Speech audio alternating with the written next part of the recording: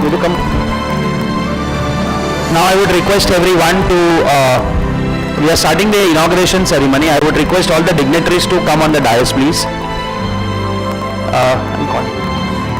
I'll call out the names. Okay. So I would request Dr. Satish Ojha sir, Regional Dean, Lincoln University, Nepal, to come on the stage. Dr. Smitha Shukla madam, Director ICSSR Western Region. Dr. Purushottam Patil sir, SVIMS Director. Dr. Veena Prasad madam, In charge Principal, NKS Degree College. Trustees of NK Society, Shri Anand Banwasi sir, Shri Shashikant Joshi sir, Srimati Padmaja Banwasi madam, Dr. Vasumati madam, Dean Academics and convener of PRATISANDHI Conference, and all my dear friends, it is a great privilege to welcome you all for this wonderful occasion.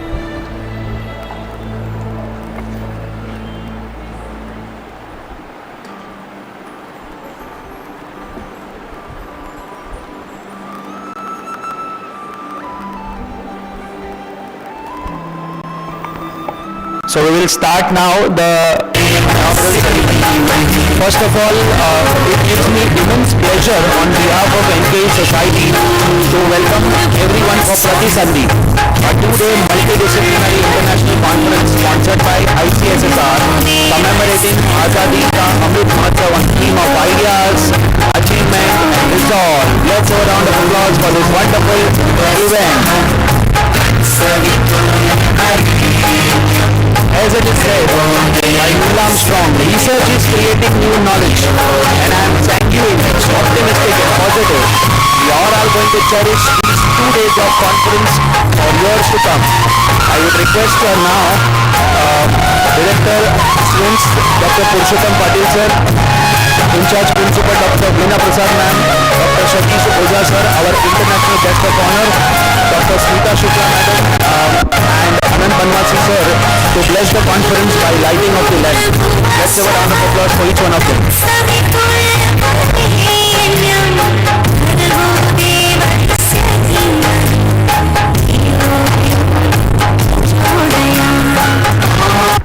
You have to start.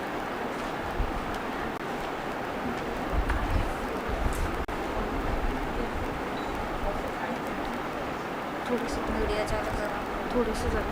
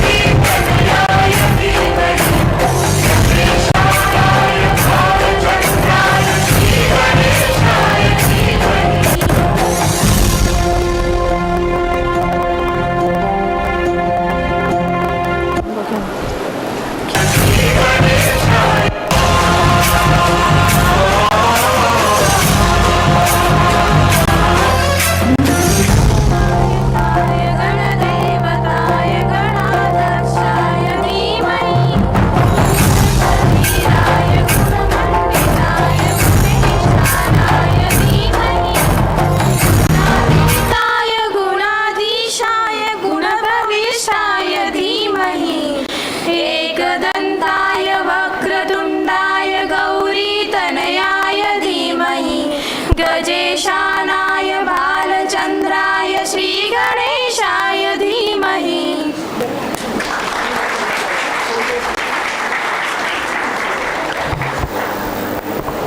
Thank you, everyone. In the words of Albert Zent, research is something what everybody else has seen, and thinking what nobody else has thought is what is going to be an instrumental part in the journey. On this note, I would now like to request our beloved director, Dr. Purushottam Patil sir, to please come forward for welcome address. Let's have a round of applause for Dr. Purushottam Patil sir.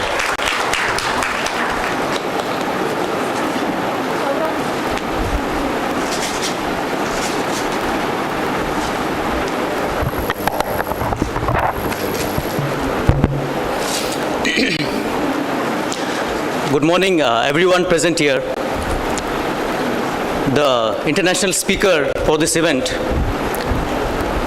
Dr. Satish Ojha, Dean, Lincoln University, Nepal. Honorable Director, Dr. Smitha Shukla, Madam, of Indian Council for Social Science and Indian Council for Social Science Research. Esteemed committee members, Shri Anand Banwasi sir, Bhavani madam, honorary secretaries, NKES, Shri Shashikant Joshi sir, Padmaja Banwasi madam, dignitaries of the dais, most importantly, Principal Veena Prasad madam of NKS Degree College, research scholars who are present at this particular point of time, eminent speakers online and offline who are World-renowned part of this great event, a mecca of management, learned faculty members, dream of every management and most aspirant. importantly the brilliant dignitaries of the dais. It's indeed a great honor. Most importantly, stand here, Principal and welcome Veena Prasad Madam of NKS Degree College. One of the most important events. Research scholars who are present at this particular point of time. The international conference, which has been eminent speakers online and offline by the three institutions who are Renowned part of this great event. Societies, a mecca of management, learned faculty members, dream of every management and most aspirant. importantly, societies and dignitaries of the dais. It's indeed a great honor. Most importantly, stand here, Principal and welcome Veena Prasad Madam of NKS Degree College. One of the most important collaborations with research scholars who are present at this particular point of time. The international conference has been eminent speakers online and offline by the three institutions who are Renowned part of this great event. Societies, mecca of management, learned faculty members, dream of every management and most aspirant. importantly, societies and dignitaries of the dais. I believe indeed a great honor. Most importantly, Principal Veena Prasad Madam of NKS Degree College. I believe research scholars who are present at this particular point of time. International conference and eminent speakers online and offline. The three institutions who are Renowned part of this great event. Once in a century is what we have experienced. That time we have experienced, we have gone through those hardships. We have seen those tough times. And today was the day where we were dreaming of. All of us, we were waiting for this particular day where we can come out of their homes and actually take charge of our responsibilities offline. I believe it's been a very, very important time.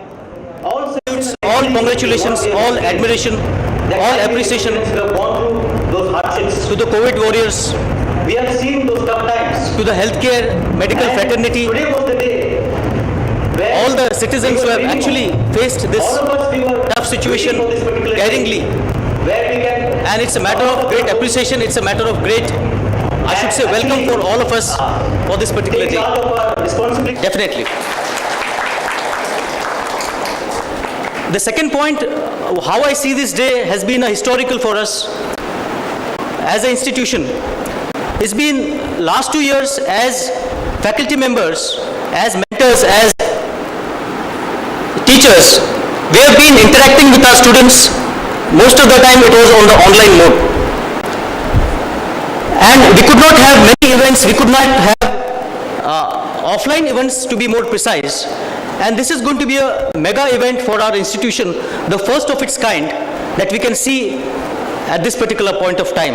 I should say we all are fortunate to witness this particular event at this point of time. Secondly, tomorrow as we see, the state government also announcing withdrawing of all the restrictions of pandemic. I should say it's a great success for the government, for the administrators, and all of us definitely a part of that. So in all ways, I treat this day as most auspicious, most historical day for each one of us at this point of time.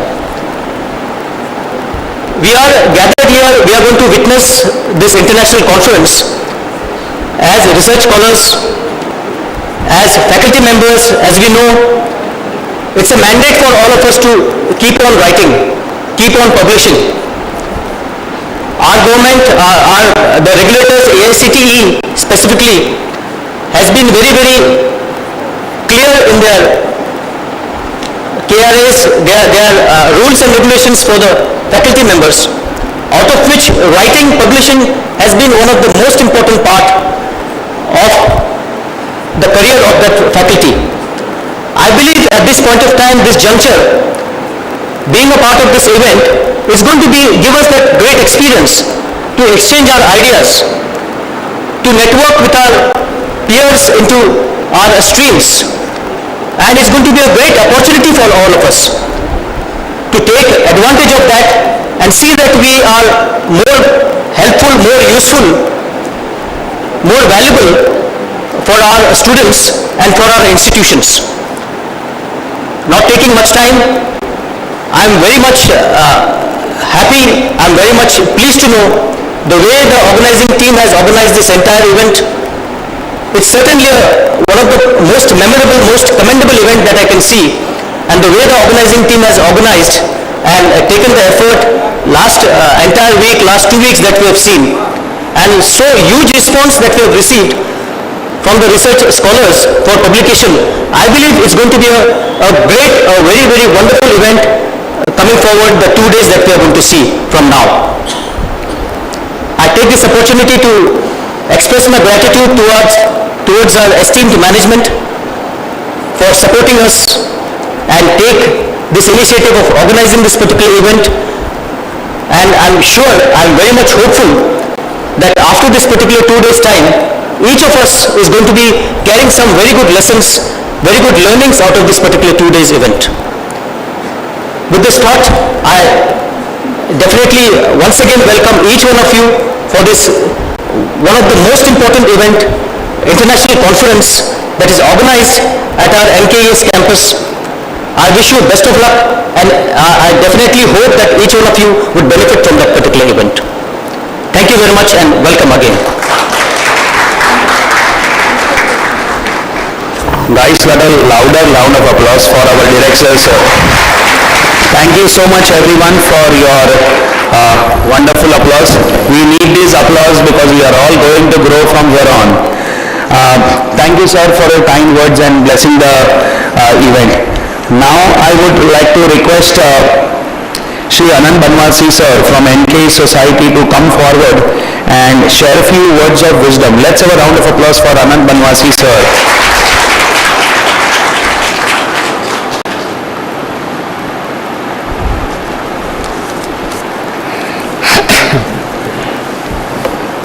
Good morning.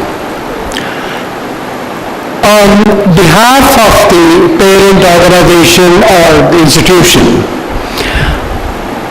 we extend a warm welcome to all the dignitaries on the stage, the delegates, the ICSSR, the Saram Vishweshwara Management Studies Director, Dean, faculty members, staff members, participants, and my friends.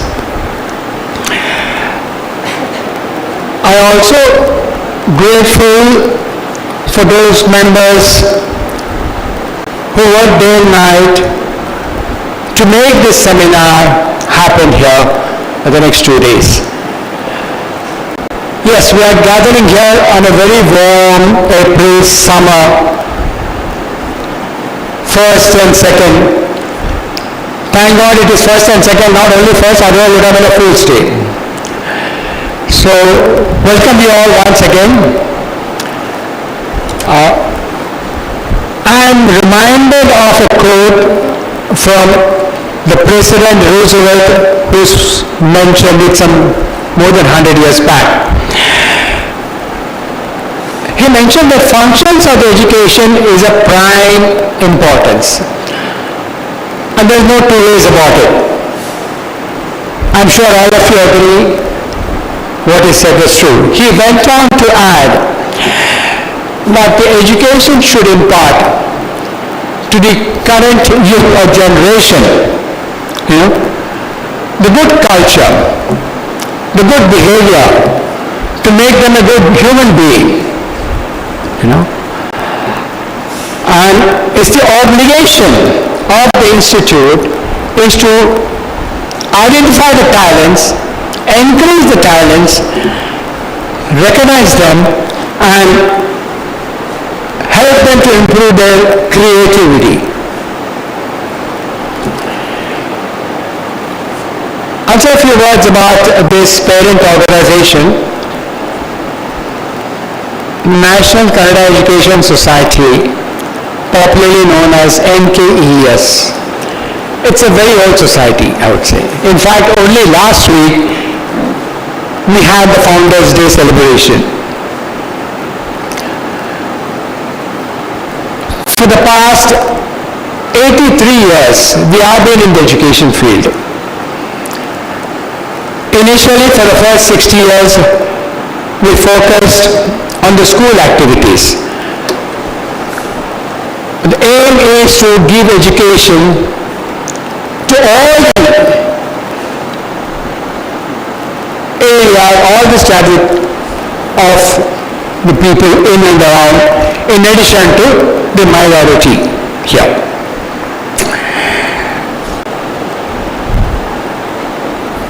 After 2000, the trustees then decided that we should expand from the school's activities. We should grow. And somewhere in 2007, we introduced Junior College of Commerce stream. And in 2010, we established this Saram Vishweshwarya Institute of Management Studies with the university degree of MMS. Further went on to expand to add PGDM in 2017. Then we found that there is a small gap between the school, junior college and the management. So we started NKS Degree College for Arts, Commerce and Science in all the way. So with that, we are a complete institution. We can say right from KG to PG. In fact, with the help of a director, Purushottam Patil, and the dean, Dr. Vasmati, will be soon in the field of research for which we have already applied. So that will make us a complete education institution.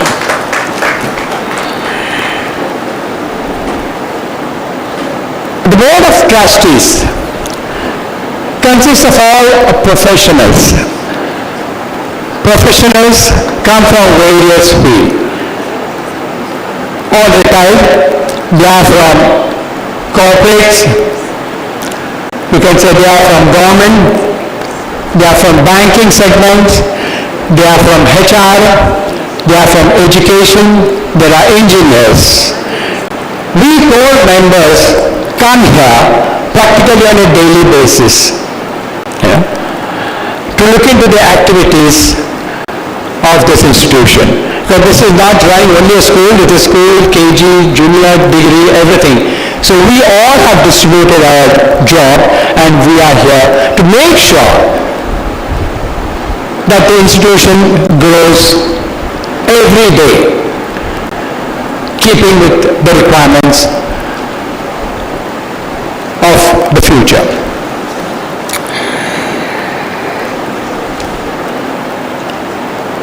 I don't know whether to call we are in the midst or at the end of pandemic. The pandemic certainly has created ripples all over the world. The economy has taken a hit. So I think this is the time we get together internationally or globally, and put ourselves to work towards improving the economy or putting back into our track at the earliest.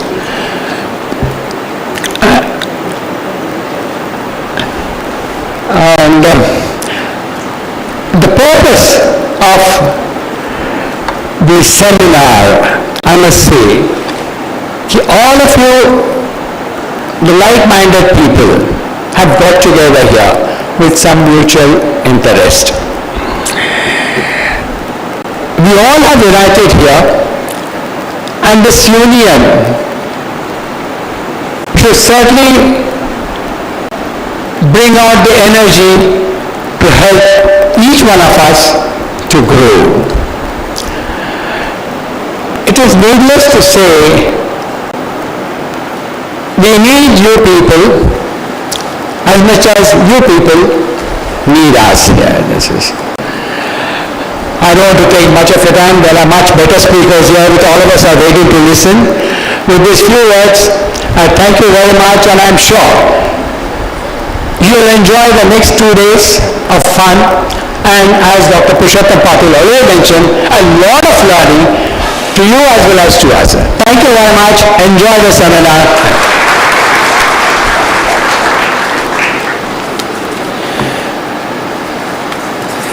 Thank you, sir, for enlightening us with such encouraging words.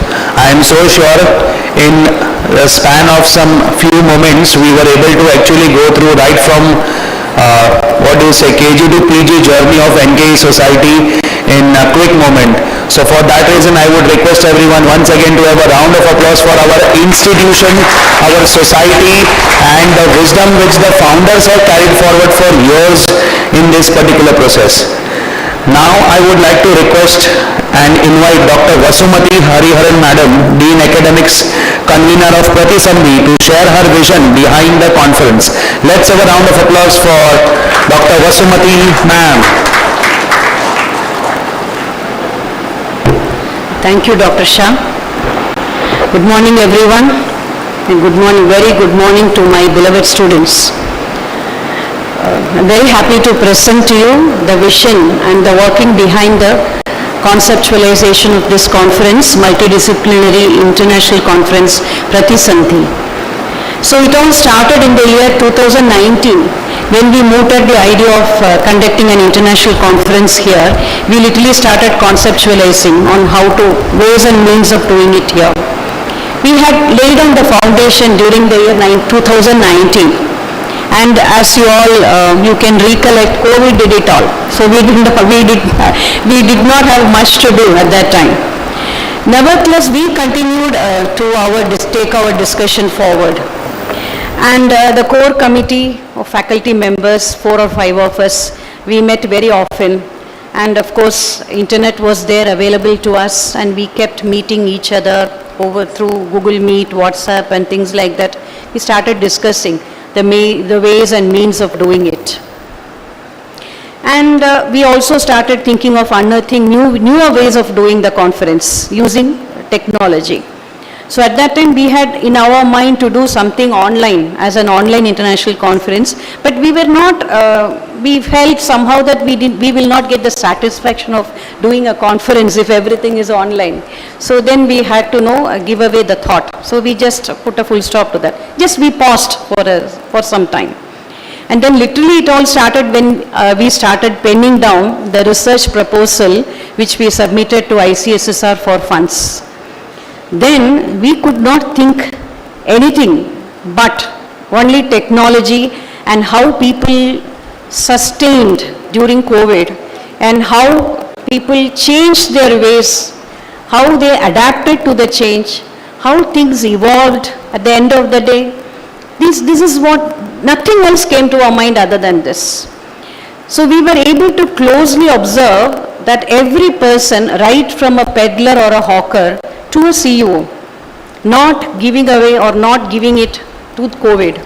So they found out ways and means of braving the challenge and they came up in life. We faced it. It's gone now. It's slowly leaving, as the ad says. The elephant is trying to move out of the gully, what it's being projected. COVID is still there. We have to be a little careful. And at the same time, we were also able to observe that these bhajiwalas who used to shun away from credit, they were very maybe proudly displaying their phone pay and all those ads, digital modes of payment in front of their shops. Earlier though, they used to shun away. Even if you ask them, I'll go and bring cash from my home. That was their attitude. But they were very proud. And then of course, the CEOs of IT giants, they were declaring that they want to have this work from home continue for so many years and sometimes even indefinitely.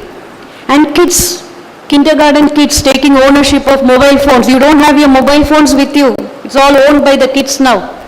So who has been spared from digitalization? Every strata of the society was in fact ruled by digitalization and technology. So we were observing all these things very carefully in the comfort of our homes. We also felt that no strata of the society was spared. Drawing inspiration from all these things, we thought we will name our conference PRATISANDHI, that is at crossroads. The main objective was to create a platform to understand how various sectors of our economy braved through the rough waters. Though COVID did not left us literally in the crossroads, it did leave us, but we did not stop there. Instead, we all tried to change the gears to speed up our race to our goals. We incubated ideas to innovate. We strived every second to achieve the best, to adapt ourselves to the technology. And also we resolved to evolve the best. So we created a platform where exchanging of ideas could be enabled, sharing of success stories is possible, deliberation of thoughts, proving or revoking theories, and it all happened because we have received about 150 abstracts, and yes, some of them for international authors also, and we have been able to include around 100 abstracts in the compendium, which is to be released in a few moments from now on.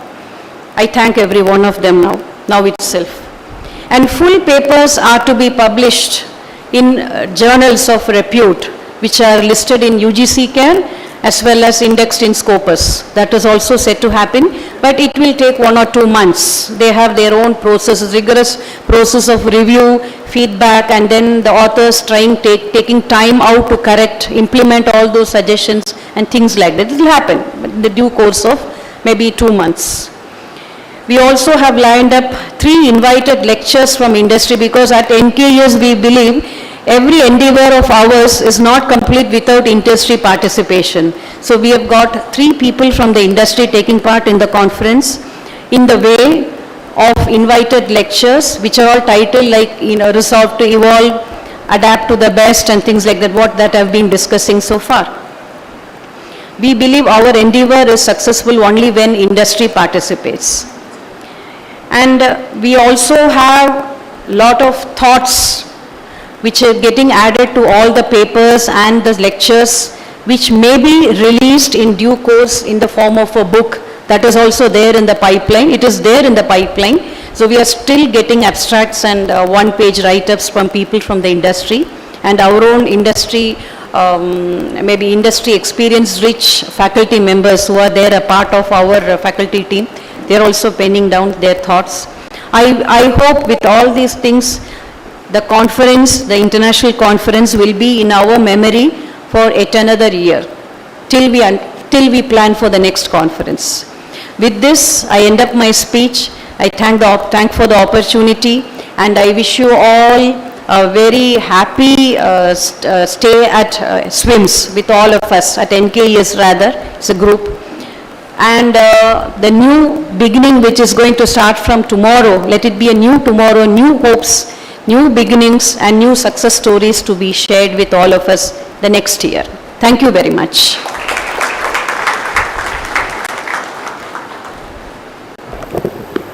Thank you, ma'am, for such inspiring thoughts and nurturing the research community. Guys, I hope you all have done breakfast, but I can't hear the round of applause. Let's have a round of applause for ma'am. A larger round of applause. Thank you so much for the round of applause. I would now like to request Professor Diana, NKES Degree College of Commerce, to take the event forward. Thank you.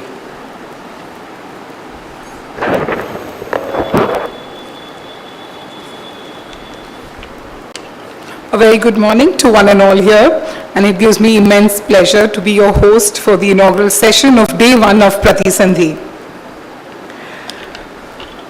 I'm extremely delighted to be the host of this felicitation program today, and I bid a very warm welcome to all the renowned speakers, delegates, dignitaries on the dais who have taken out their valuable time and joined us today to be a part of our international conference. We are honored to have you all with us today.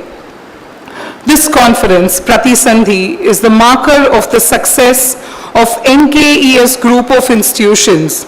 It allows us to meet some of the brilliant minds of the country who become a part of the conference as a chief guest. With these words, I'm extremely delighted to pronounce the chief guest for the day, who is none other than Dr. Satish Kumar Ojha. Dr. Satish Kumar Ojha is a faculty of management at Tribhuvan University, Kathmandu, Nepal. He is a member of various reputed organizations, and he's presently a member, he's an executive member of the Management Association of Nepal. He's working as chairman of the Research Management Cell of Kathmandu Kyash Campus, affiliated to Tribhuvan University. He's a panel member of the PhD Research Evaluation Committee of the Indian Universities. He has more than 32 international publications, 31 national publications, and 9 books published. He has participated, chaired, co-chaired, and organized more than 18 conferences.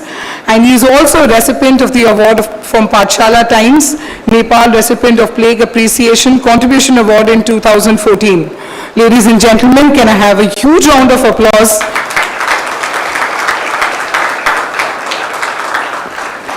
May I request Shri Anand Banwasi, Trustee NKE Society, to extend a floral welcome to Dr. Satish Ojha.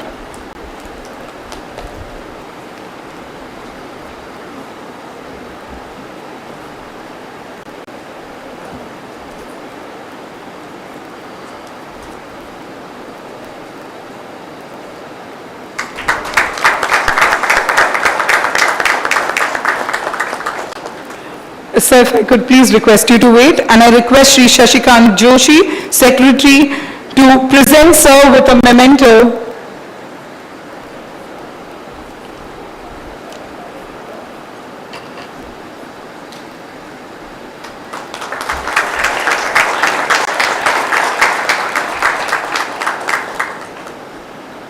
Thank you so much. May I now request Dr. Satish Kumar Ojha to please address the gathering.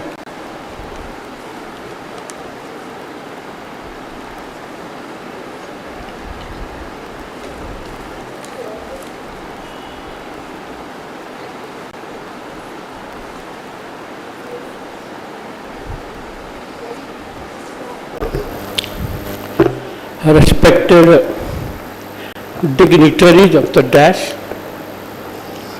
all dash, better to say all instead of taking name because we have limited time. Similarly, senior faculty members and the respective directors and the supporting staff of this organization, this event, this venue, seen or unseen, because unseen has major parts when we talk about sustainability. I should start from how I maintain sustainability in my life. Very few things. Then after how organization can sustain, how technology can be used, what are all these, and what are the different models developed in the world in this technical era to make the organization sustain. The first thing I am going to say about how I maintain sustainability in my life. I am now 66 years. The first 4 things I do every day. 4 things. First thing, I am very much concerned about my health. That's why every day I move 17,000 steps, that means 12 and to 13 kilometers every day. That makes me fit to work. Second, I must have character, good character. I must not have cheated others. I should not have talked in jest without evidence. I should not hurt anybody. So many things are there that I say it is character. This is the second priority. First is my health and second character. The third is learning. I don't work. Work is my fourth priority. Before I start work, I learn too much on that. Learning, then only I work. So these 3 things are really make me sustainable to do the fourth thing. Similarly, what an organization can do to maintain sustainability? An organization also similar. So before saying anything about the organization, how environmental scientists have said about sustainability. They say very simple 5 things. 1, reduce your unnecessary usage. Whatever the things you have, lots of maybe that suits are there in your, but you don't use that. So those things which are not necessary in our daily life but don't use that. So reduce it and reuse it. Third, recycle it. Then think about the environmental scheme that should not be deteriorated. Fourth, discuss about the carbon of all these things in the society, so that you will maintain the environment sustainability, then only we will be survived, otherwise we will not be survived. This is the saying of environmental scientists. Similarly, when I talk about organization, in 2011, 8 to 11, one big research was conducted in United States of America about sustainability, how they maintain sustainability, how they are thinking about sustainability. They found that 65% of the organization already have included sustainability strategy in their overall strategic management program. And that other 30 are doing that, and 5 were also unknown about sustainability, who did not show the sustainability strategy in their strategic management part. And then the model was developed. Looking then, the model was basically to develop the human resources. Human resources, how that human resources can be used to make the organization sustainability. I will give you just some of the examples later on. Then after, they developed one model. The model is that for making sustainability, knowledge is essential in the organization. Knowledge about the organization, external matters, knowledge about the problems, customers, knowledge about what they have internally, then only they can move ahead. And on all these things, that must be backed by technology. For example, farmers do lots of work, but they don't use technology. Farmers actually don't have the knowledge of plant cell, botany. Without the knowledge of botany, farmers is becoming farmer in our countries, India, and in many countries too. They should not have enough idea about how plant cells are made, formulated, grown, how they can be developed. All these knowledge they should have, only they can do the farming, otherwise they are farming. And whatever instrument they use, still they are using traditional instruments. How that traditional instruments work well in this era?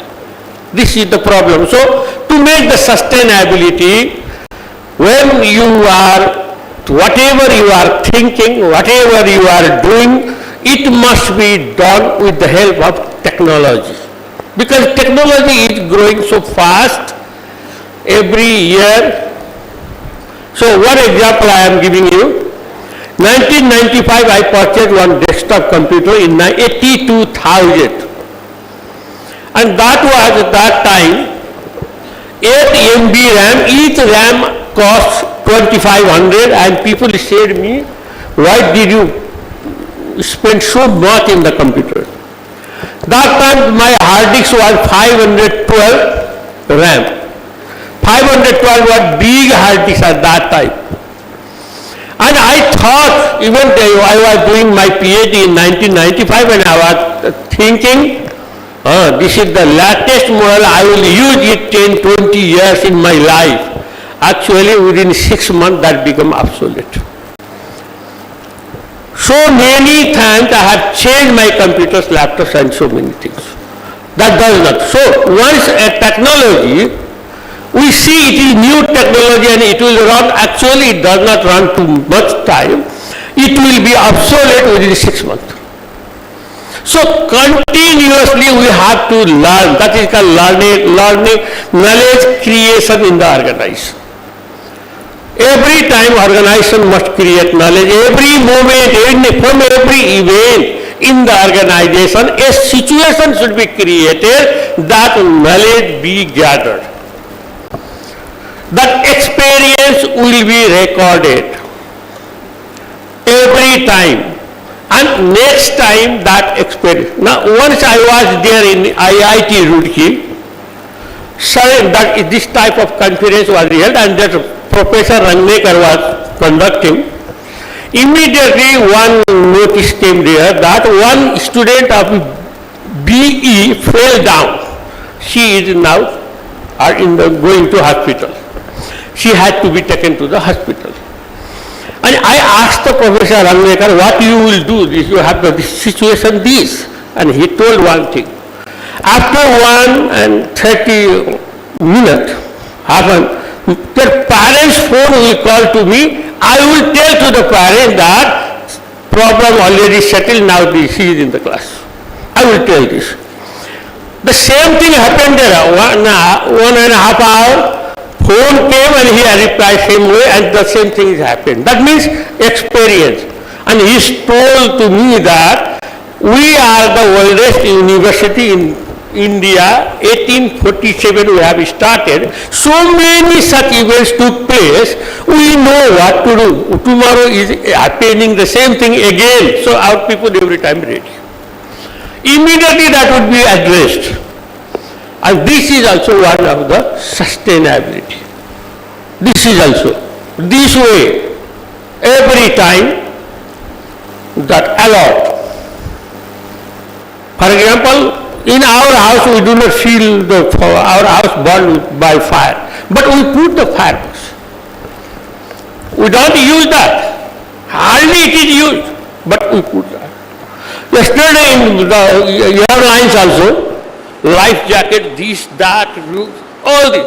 I am sure that this would not happen.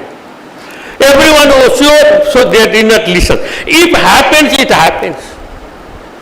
So for the purpose of sustainability, the life should be sustained, the system should be sustained. These all special alert mechanism must be ready there. This is also technical. Similarly, how technical now? Every work, every plans, every implementation, whatever made in the organization must be backed by some sort of technology, advanced technology. So what will be the advanced technology? Once the CEO of Samsung was asked, what will be your after 6 months product? What will be? What will be each specification of your galaxy and this and that? He said, I don't know. What we will make after 6 months, we don't know. We know only one thing, that we have the highly skilled technician from the world.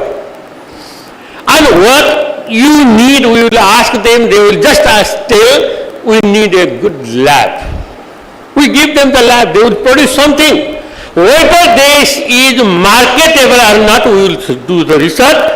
And now this is our system. We cannot tell after 6 months what is going to happen. But they are ready each and every time.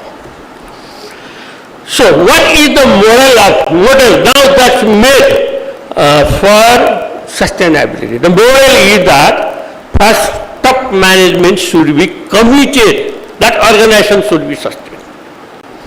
And sustainability should be in strategic one of the strategy of the strategic management, and it should be done through strategic alignment. Alignment means stakeholder. All stakeholders must take part in it. And this will bring their sustainability in the strategy, which will sustainable performance. Then only organization will perform, otherwise it will not be performed. This is the model given.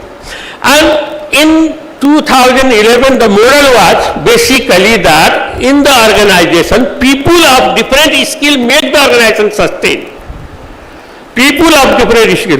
So, one example, maybe it will be whether it is relevant or not, Bollywood. This is called Bollywood, what is said. And this is a renowned place of world. Hollywood, thereafter, immediately there comes Bollywood. Who made this Bollywood? Bollywood. 1950 there was Ashok Kumar. 50 to 54 there was Dilip Kumar. 55 to 64 there was Devanand. 69 to 72 there was Rajesh Khanna. These types of popular people who came from different parts, they were actually not from this.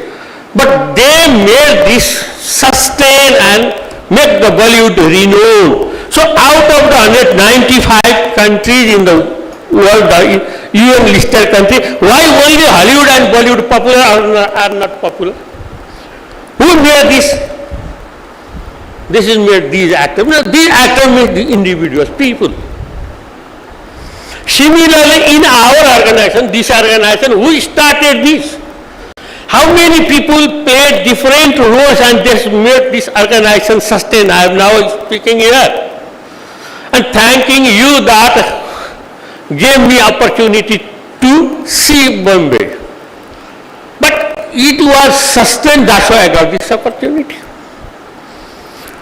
So now in 2018, one research is conducted taking 700 sample industries of Pakistan organization. Actually, managers were not taken in the interview and questionnaire because that will be biased. But their age and qualification was taken. Other factors were there, and they also have made a model And this is done, they are living in China, doing research in China, and they take the sample of the Pakistan 700. In 2018, this research was conducted. After the research of United States, how many minutes I can speak? Time? I have time? Okay. And then they made one model. The model was that first there should be management innovation in every organization. And under the control of that management innovation, there should be the technological innovation, where the technology should be used, how that can be developed, whether that should be bought or that should be made, everything. There comes. Then where these should be used to meet the organizational objectives. And these two things will create sustainability. That sustainability will create then performance. So directly organization will not go to the performance through the sustainability group. This has more total estimates, total effect. This is structural equation analysis. That's why estimate that different technical names come there. Correlation, covariance, so many. And total effect, when we become sustainability, then with sustainability, if we move forward, one example, these actors made this Bollywood sustain. That's why now so many actors, come here in the Bombay with good dream and play. Examine, they test their fortune.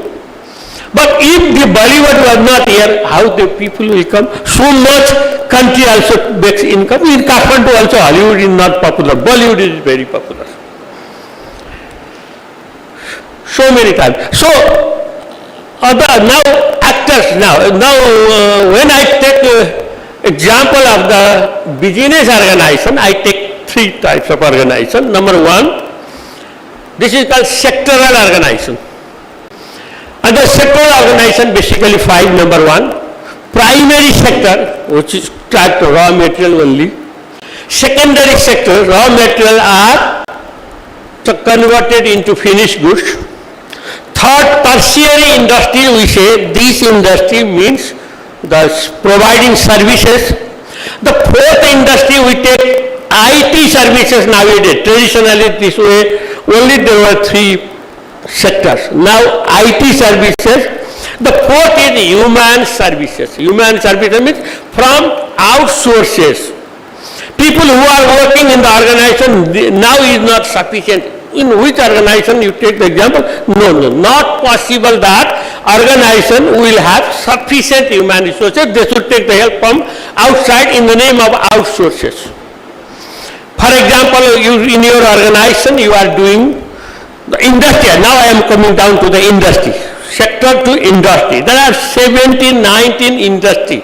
So one most important industry nowadays for every business, every organization has become marketing and advertising. Marketing. You see that in the marketing, if graphic designer is out, you cannot do marketing. So graphic designer's skill has become so much essential to make that marketing and that advertising sustain. Otherwise, there won't be. Similarly, aerospace. Above there are space and the competition is there. Which country will occupy more space and in the name of giving benefit to the different parties. Satellite, giving signal, communication, this way, that way. One important thing, in 2009, I have heard by keynote speaker, he died, and he told me that whenever you send email, Gmail, first Gmail will be received by Pentagon, then after will come to you. Totally controlled by them, IT. But you are not shortlisted and screened candidate, that's why they don't see you. But when they suspect your Gmail, first will reach there and come to. This was, I learned this from one IT specialist working in the United States and working in 2009 in the South Korea. Later on, he died. I don't know why. But he said me, I am surprised. Even though nowadays you see you do the mobile phone, government can record it easily, your mobile phone. It is automatically recorded in that box. And after 3 months it will be deleted.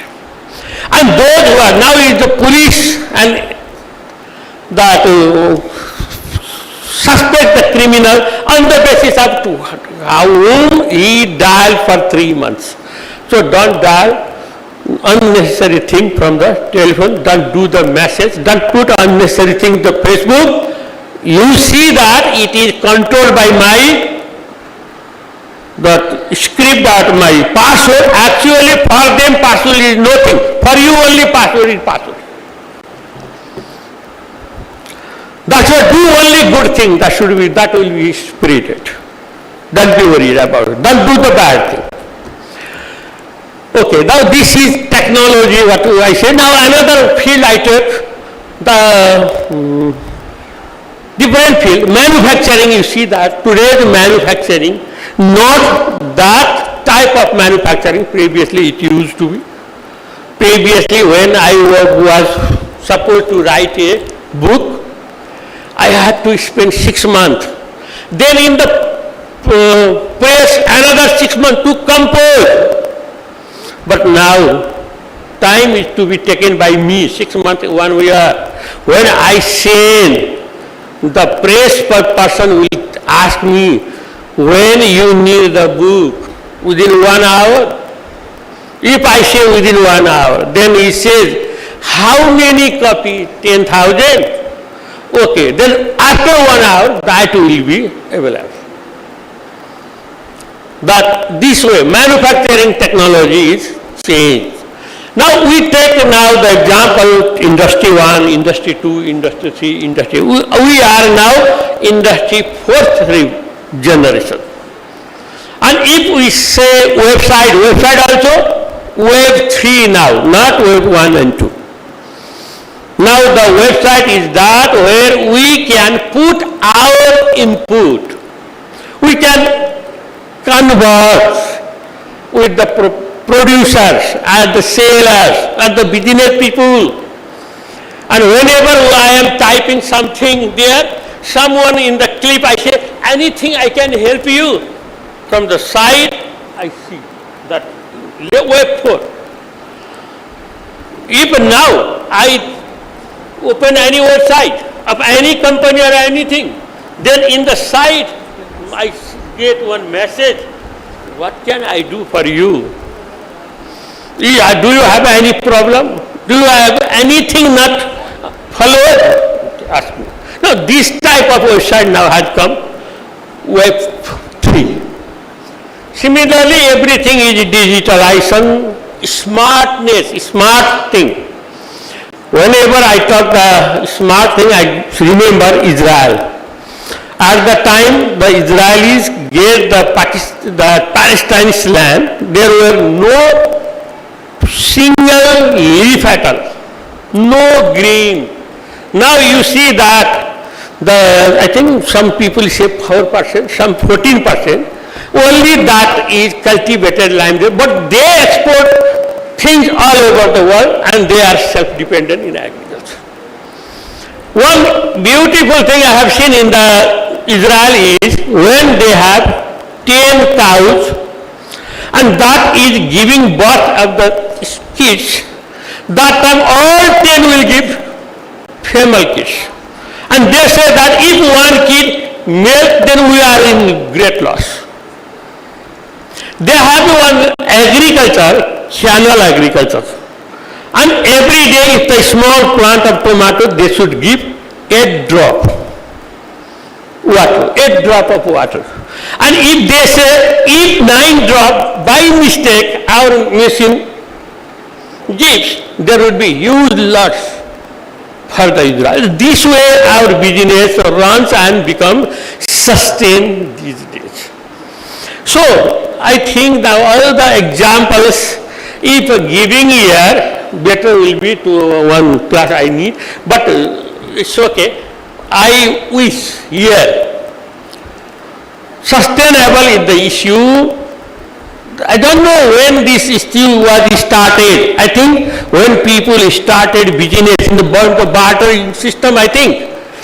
But still that many surveyed, many research, still there are much more scope to discuss on it.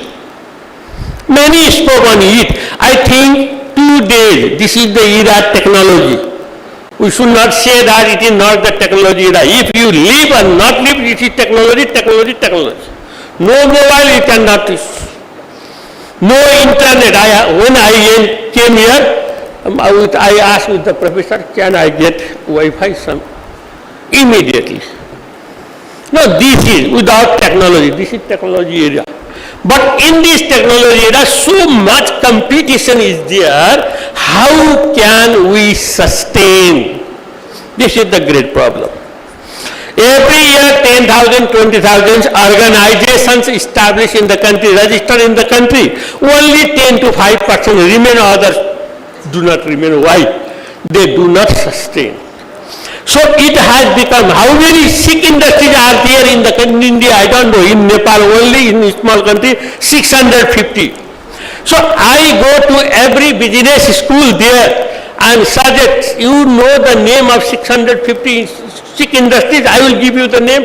Every day, please run the case study and talk about them so that they will love you and invite you. Otherwise, how can they will invite? You run in your college, you take your class, go to the house, students come there, give the test, pass, but they don't know what is happening real in the local area, how many industries are sick. So what is the use of that business graduate for the local community? This is the major question we have to answer in the name of sustainability. So I hope this 2 days, what we say, what is this? Conversation, exchange of information, exchange of your research, exchange of your, all will not be research, feeling also. Feeling also research, this is the preliminary research. Okay, all these feeling, all the whatever you have, without hesitation, please discuss in the floor. Without discussing, you know that learning organization and not learning organization, simple organization, there is one thing. In learning organization, when you give your information, it will be X, another person gives Y, another gives Z, they are not combined, they do not process it properly, so XYZ becomes only XYZ. But in learning organization, when these three people are doing, ideas are discussed, then other things are come there. Seen, XYZ is there, this is their property. Other things, A, B, C will come there in the intersection part of the Venn diagram, you know that. A, B, C, that is organizational knowledge, and that will be helpful to solve the problems of the organization. Then only organization, by making organization knowledge oriented, the organization will be sustained, otherwise it will not be sustained. I told you that every year 10, 20, 30,000 organizations established. When you go to after 10 years, but India, Nepal here, maybe that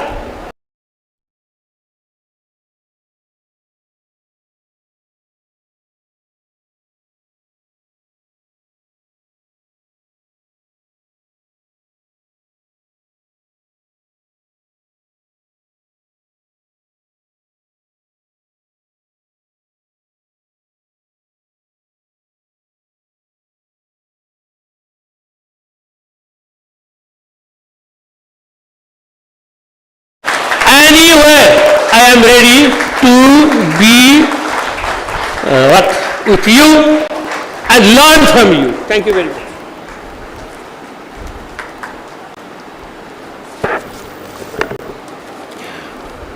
Thank you so much, Dr. Satish Kumar Ojha. I'm quite sure our young researchers and future millennial managers will definitely carry forward your message that before they adopt and accept any technology, the 4 words that should be in your mind should be sustainability. Carrying on with the flow of the event, let me introduce our next chief guest, Dr. Smitha Shukla. She is Director, IQAC, University of Mumbai. She is the Honorary Director of the Western Regional Center, ICSSR, and she is currently the In-Charge Director for Alkesh Dinesh Modi Institute of Financial and Management Studies. She has over 60 papers published in both international as well as national journals, and she has also been awarded with the UGC Research Award, which is a highly prestigious and distinguished for academicians. Of late, she has been awarded as India's best finance teacher in 2021 by the Association of the International Wealth Management Association. Thank you so much for being with us today, and may I please request ma'am to address the gathering. May I request ma'am to just come over the dais, and I request Dr. Vasumati Hariharan, convener of the conference, to please extend a floral welcome to Dr. Smitha Shukla.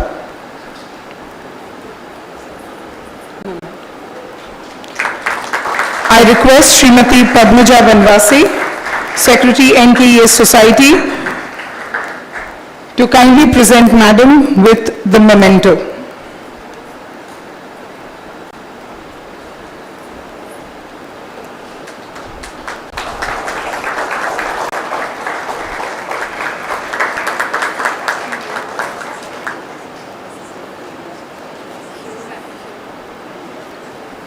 Telling ma'am, the key word today is sustainability. Sustainability. Yeah, we're going to have a sustainable relationship with ICSSR.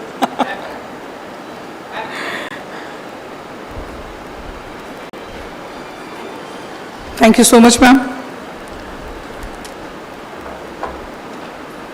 It's all yours.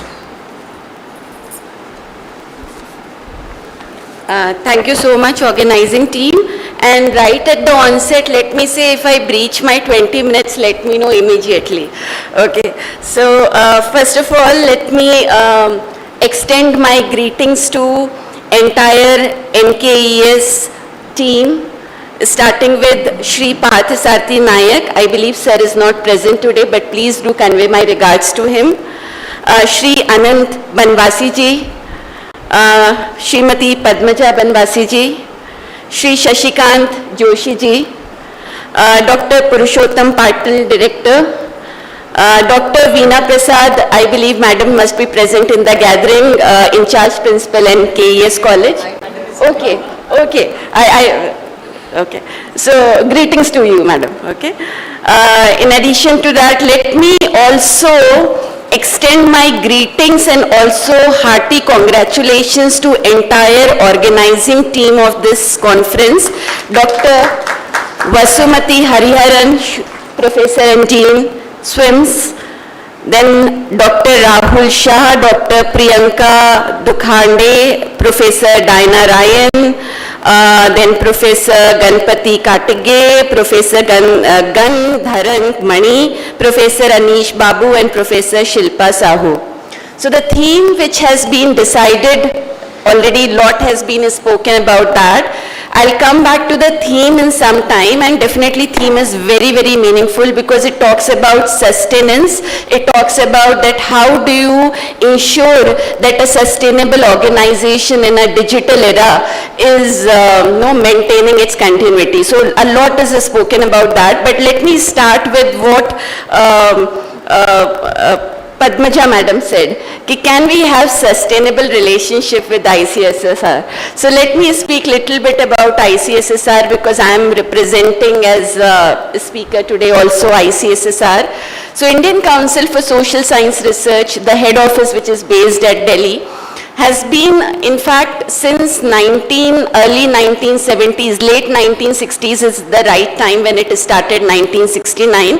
and since 1970s, almost 50 years plus, it has been supporting various institutions of social science studies to conduct research, and there are various ways in which it is extending that support. One of the ways is that it extends financial support for organizing conferences, seminars, workshops, etc. It also extends support for organizing capacity building programs. So these capacity building programs can be of two formats. One can be research methodology, because that is also a major area of capacity building when you refer to social science research. And other thing which the council has started in last 5 to 10 years is capacity building also in key concepts of social sciences. Say for example, leadership. Academic leadership. How do you build academic leadership? So there can be a capacity building program on the same. Or looking at pandemic situation, how do you create quality education experience by using tools of technology? So there can be a capacity building program on the same. In addition to that, ICSSR also has been extending grants for minor research projects, major research projects. It also has postdoctoral research scholar scheme. It also has national fellowship. So those who are retired teachers might be working as adjunct faculty somewhere, or even if they are retired completely but wish to continue with research, they get that specific award. We also have award for in-service teachers, where no fellowship can be obtained by referring to various schemes of ICSSR. In addition to that, there is book grant scheme. So there are remote colleges across country. Even in Maharashtra, when you refer to certain regions, Vidarbha, etc., there are very such regions where it is very difficult for colleges to sustain. The fees is low, the student enrollment number is low, and how do you create quality in that? So book grant scheme. Then there is a travel grant scheme for the research scholars in case they are collecting data and traveling between cities. So madam, sustenance is possible. One way is you have made the start, and sustenance is possible in case your team can continuously look at these various schemes. And let me assure you that ICSSR is very, very open to supporting institutions. What we realized is institutions sometimes feel this hitch that will we get it and do not apply. So in case this effort is made to apply, there is almost 90% probability chance that you will get the grant.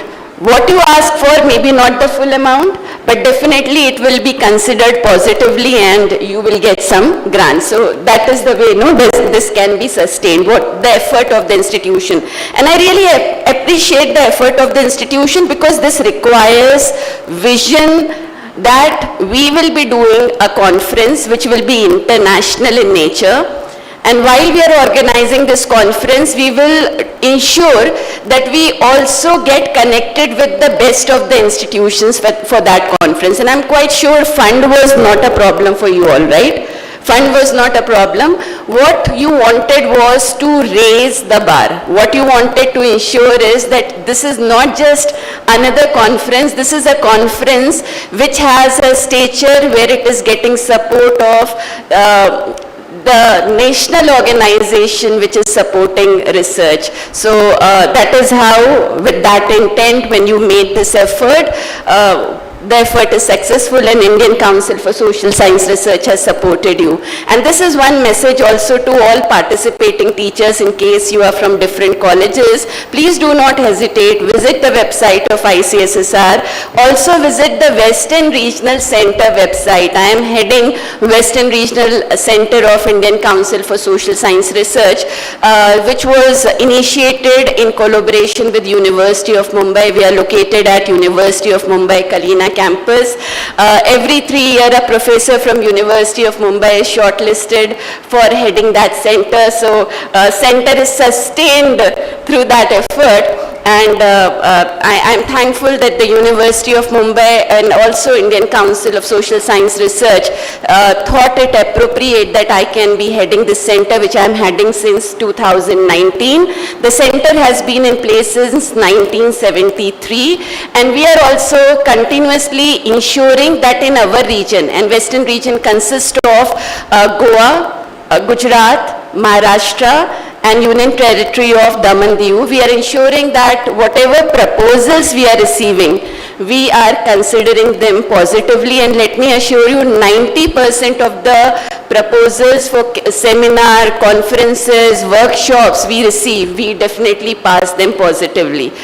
So that was our effort from the side of sustenance. Now let me move to the topic, which is a sustainable organization in technology-driven era. A very, very meaningful topic, and I am from academics, so let me speak more about my experiences of what it is. So my core area is economics, and what I feel is no matter what is there in business, you can always link economics to it. My area is also finance, by the way, and I have found that linking both of them is very, very useful. So when you refer to what sustains an organization, so yes, there is this concept of ESG which has come of late, and very, very important concept which talks about that you should be, whatever you do, your practice, you should be compliant with environment, and there should be a sustainable component to it, and there should be a good governance. But at the same time, when you look at any business organization, at the core lies is that whatever you are producing, are you able to sell that or not? In case you can't do that, in case you can't focus and create success out of it, you can't be really sustainable. And in that context, when you talk about the definition of marketing itself, don't you think it has evolved with time? And it has tried to ensure that it evolves so that business organizations understand that what will be able to sustain them. So initially the definition of marketing used to be that you sell whatever you produce, it doesn't matter, just try and sell it. So it was all focused on how do you sell. And then realization came in that you can't have that focus because consumers are not going to accept whatever you sell. And you have to have a consumer-centric approach. And now you need to ensure first is understanding what exactly the consumer wants, and then building the product and offering to the market, and continuously also innovating it to sustain. So when we talk about economics, first of all, the concept starts from, can you sustain the profit of the organization? And the profit of the organization can be sustained only if demand is maintained. And for ensuring that the demand is maintained, you have to take price decision. You have to identify how economy is evolving. Income levels are changing, because with the change in income levels, aspirations change. So when we talk about sustainability, Maruti 800 was closed, right? Why it was taken away? It was such a successful product, but it was no longer the right fit for the economy we were in, where as consumers our aspirations have grown, our income levels have grown. Now we will not buy a product like Maruti 800. We will buy it as an item which can be kept on display, but we will not like to use it because our aspirations have grown. So you need to understand that how the changing income levels are defining the society and aspirations are changing. You also need to understand in that context that what your competitors are doing. In case you can't match and beat your competitors, you can't sustain yourself, right? You also need to understand the pulse of people while you are advertising. There is a metamorphosis in terms of how companies are looking at the markets and how they are trying to connect with people. Okay, so no longer that idea, say for example, where a female was portrayed as working in the kitchen, and the entire concept was that okay, she needs something, the focus should be less on that. Instead of that, the focus should be on the men. That also has changed. So when you talk about companies sustaining, even that perspective has to change. You have to also look at how the population numbers are evolving. whether the people are young in majority, whether the people who are in majority, when you look at the population section, whether it is the old, and accordingly you have to define your markets, accordingly you have to plan your products.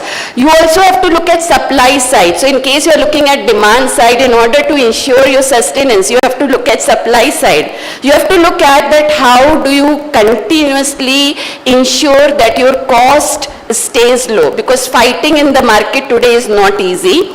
First you have to have right product, at the same time you also have to have margins which can sustain you, and these margins can come only when you ensure that whatever raw materials you are using are one which you do not completely rely on in scenario of scarcity, that will kill you, or you ensure that you are building up the production facilities and no processes in such a way that you are not too much into just one kind of component. That again can kill you. When I'm talking about this, say for example, when we talk about today the technology intervention, you have to ensure that that also becomes part of your sustenance story. We look at ourselves sitting here as an audience, teachers out here. Could we have sustained had we not adopted to technology? Or say for example, when we refer to company like Amul, okay, I'm talking about too many perspectives, but I hope you are understanding what I'm trying to say. So in education, when we refer to our adoption of technology to sustain ourselves and getting connected, ensuring our connection with the students stays, that is a fact to point out. When you look at company like Amul, a very, very popular company, this is a company which grew during the period of entire pandemic. Other companies were facing hit. This company continued to grow because it adopted technology in supply chain to ensure that there are no gaps and all consumers are served. It picked up the idea of pandemic and introduced certain products which consumers took it up. This will increase your immunity, this is good for health, and consumers simply picked it up. So this is what sustenance is all about. You need to ensure that there is no excessive reliance on a specific category or set of raw materials. You keep on ensuring that you are diversifying, you keep on ensuring that you are connected with technology, you keep on ensuring that as human resource is changing, you are evolving with the requirements of the human resource. So both the demand and the supply side has to be taken care of. And examples are many around us. Today the organizations which survive and will continue to thrive will be the organizations which adapt to these changes, whether these are the changes on the consumer side, demand side, evolving markets, or whether it is on the supply side, whether it is raw material, whether it is infrastructure, whether it is technology, whether it is human resource and their availability and their wants and requirements, etc. Only such organizations will be able to survive. In addition to that, what has also become very important in last few years, and this what I'm trying to state now, is also a fact which now I believe we all are realizing, is that looking at profit as a goal is all fine, but you will not be able to sustain yourself in case you also do not focus on environment. In April, sir stated it's a very warm April morning. It shouldn't be, right?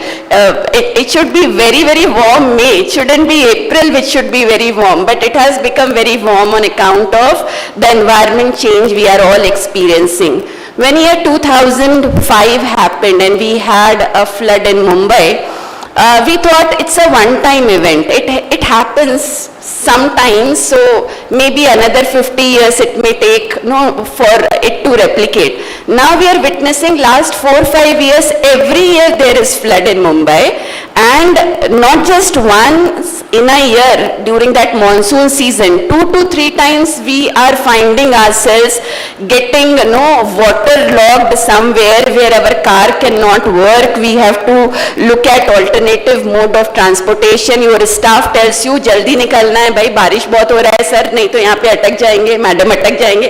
तो companies have to become also conscious of that, because their sustenance is possible only when the environment also sustains. And this is why, if you'll realize that the change is taking place even at the policy level. Say for example, banks and Reserve Bank of India today is talking about green banking, and green banking doesn't mean that you use less papers. It doesn't mean that. It goes beyond that. It also means that Reserve Bank of India is asking banks that you focus on such loans which go to such companies which are ESG compliant. Okay, at the same time, when you look at the stock markets, there is this discussion going on at the SEBI level that should we have a green stock exchange. Green stock exchange will list only those companies which are ESG compliant. Okay, there is already ESG fund. Okay, ESG fund in terms of mutual fund, no investment priority, and this kind of thing is picking up, and it will pick up further. Companies which do not focus on environment, do not focus on sustenance of environment, will find it hard to get money, to get credit another 5 years, 10 years, 15 years, 20 years down the line. There will be tamasha in front of them, that is, there will be demonstration in front of their gates if they do not become compliant to environment. Okay, so this is something which is going to pick up further. So even this is one aspect of sustainability which has to be looked at.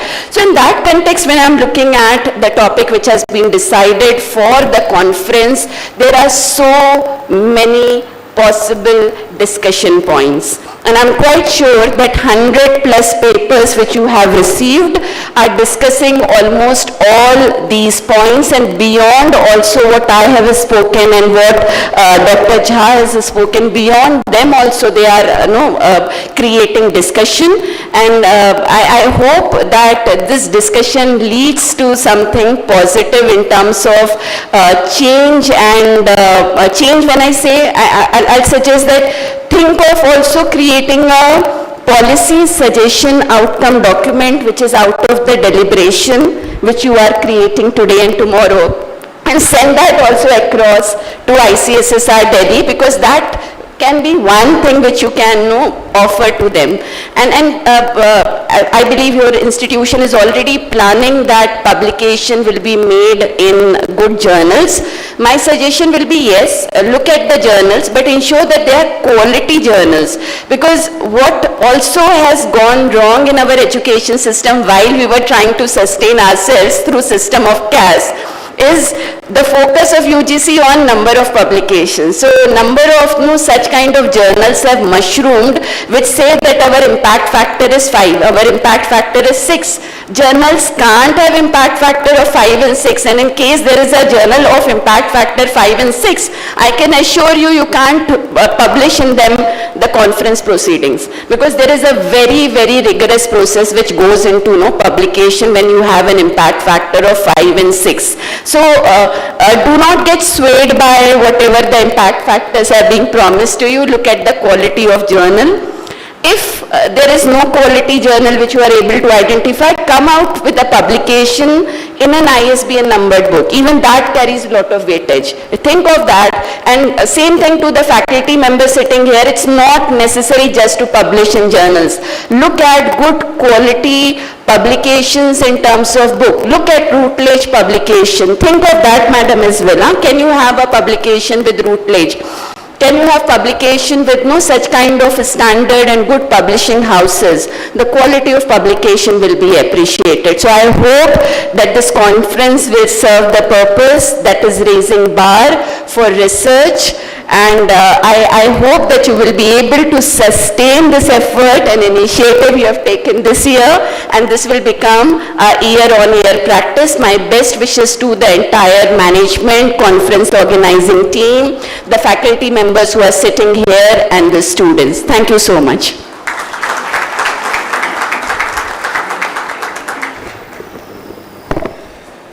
Thank you so much, Dr. Smitha Shukla, for giving us a lot of information about ICSSR. It helps our young researchers know more about it. Also, definitely on behalf of NKS institutions, ma'am, you have our word that we will give our best efforts to ensure that the relationship between NKS Society and ICSSR is not only sustainable, but it goes on to ensure that we raise the bar of research and we are able to really ensure that this research contributes towards a more sustainable future. Ladies and gentlemen, we have come to the most important, most awaited part, that is the release of the conference proceedings. May I request the stage committee to please share a copy of the book of abstracts with the dignitaries on the dais.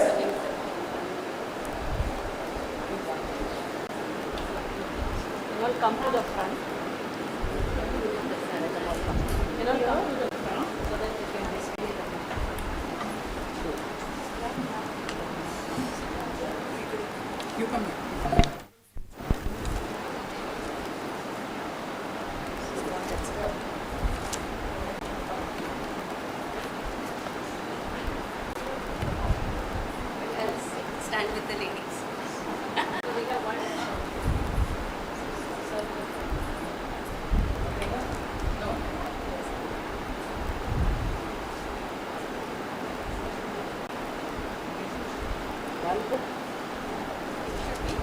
Yes, yes.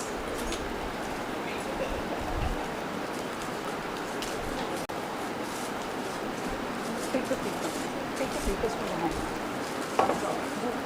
The papers that they are removing, take it from behind. Just collect the papers from behind.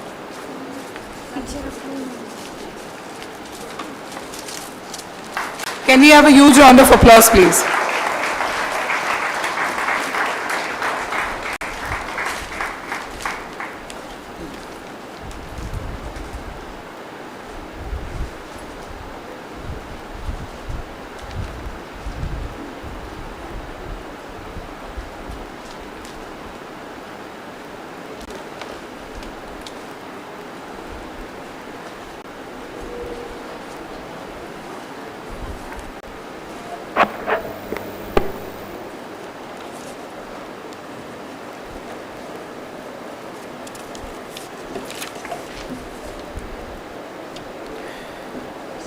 We now move on to the next part of our inaugural session. PRATISANDHI focuses on a sustainable organization in a technology-driven era. And to get a global perspective on this, we have Dr. Kuldeep Kumar, Professor, Bond University, Australia.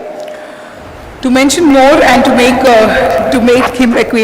get him acquainted with us, Dr. Kuldeep Kumar has obtained his PhD in statistics from the University of Kent.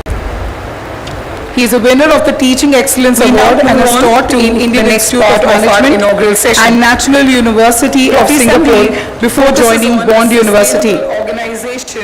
He has more than 25 years of teaching experience and has taught various subjects. He has won the Commonwealth Scholarship Awards and various other awards in the field of research. The Vice Chancellor Quality Award, the Teaching Excellence Award, the Bond Oxford Fellowship Award, Commonwealth Scholarship Award, International Science Linkage Award of AASC, and the Dean Citation for Outstanding Research Contribution. He has published more than 100 research papers, 10 chapters in books and 24 books reviewed, and edited 4 conference proceedings. May I have a huge round of applause for Dr. Kuldeep Kumar.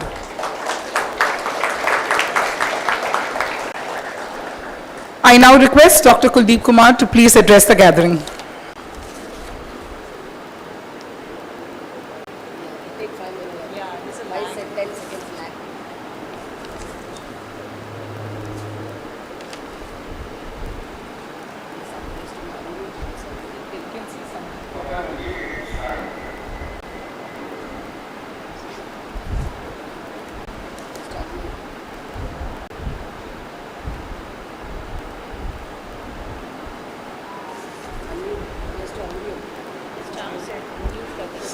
Sir, could I please request you to unmute yourself?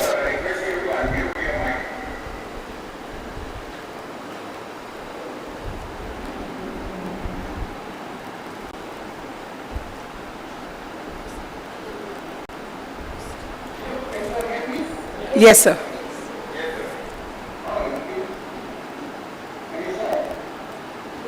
Yes, sir. We can hear you, sir. You're audible.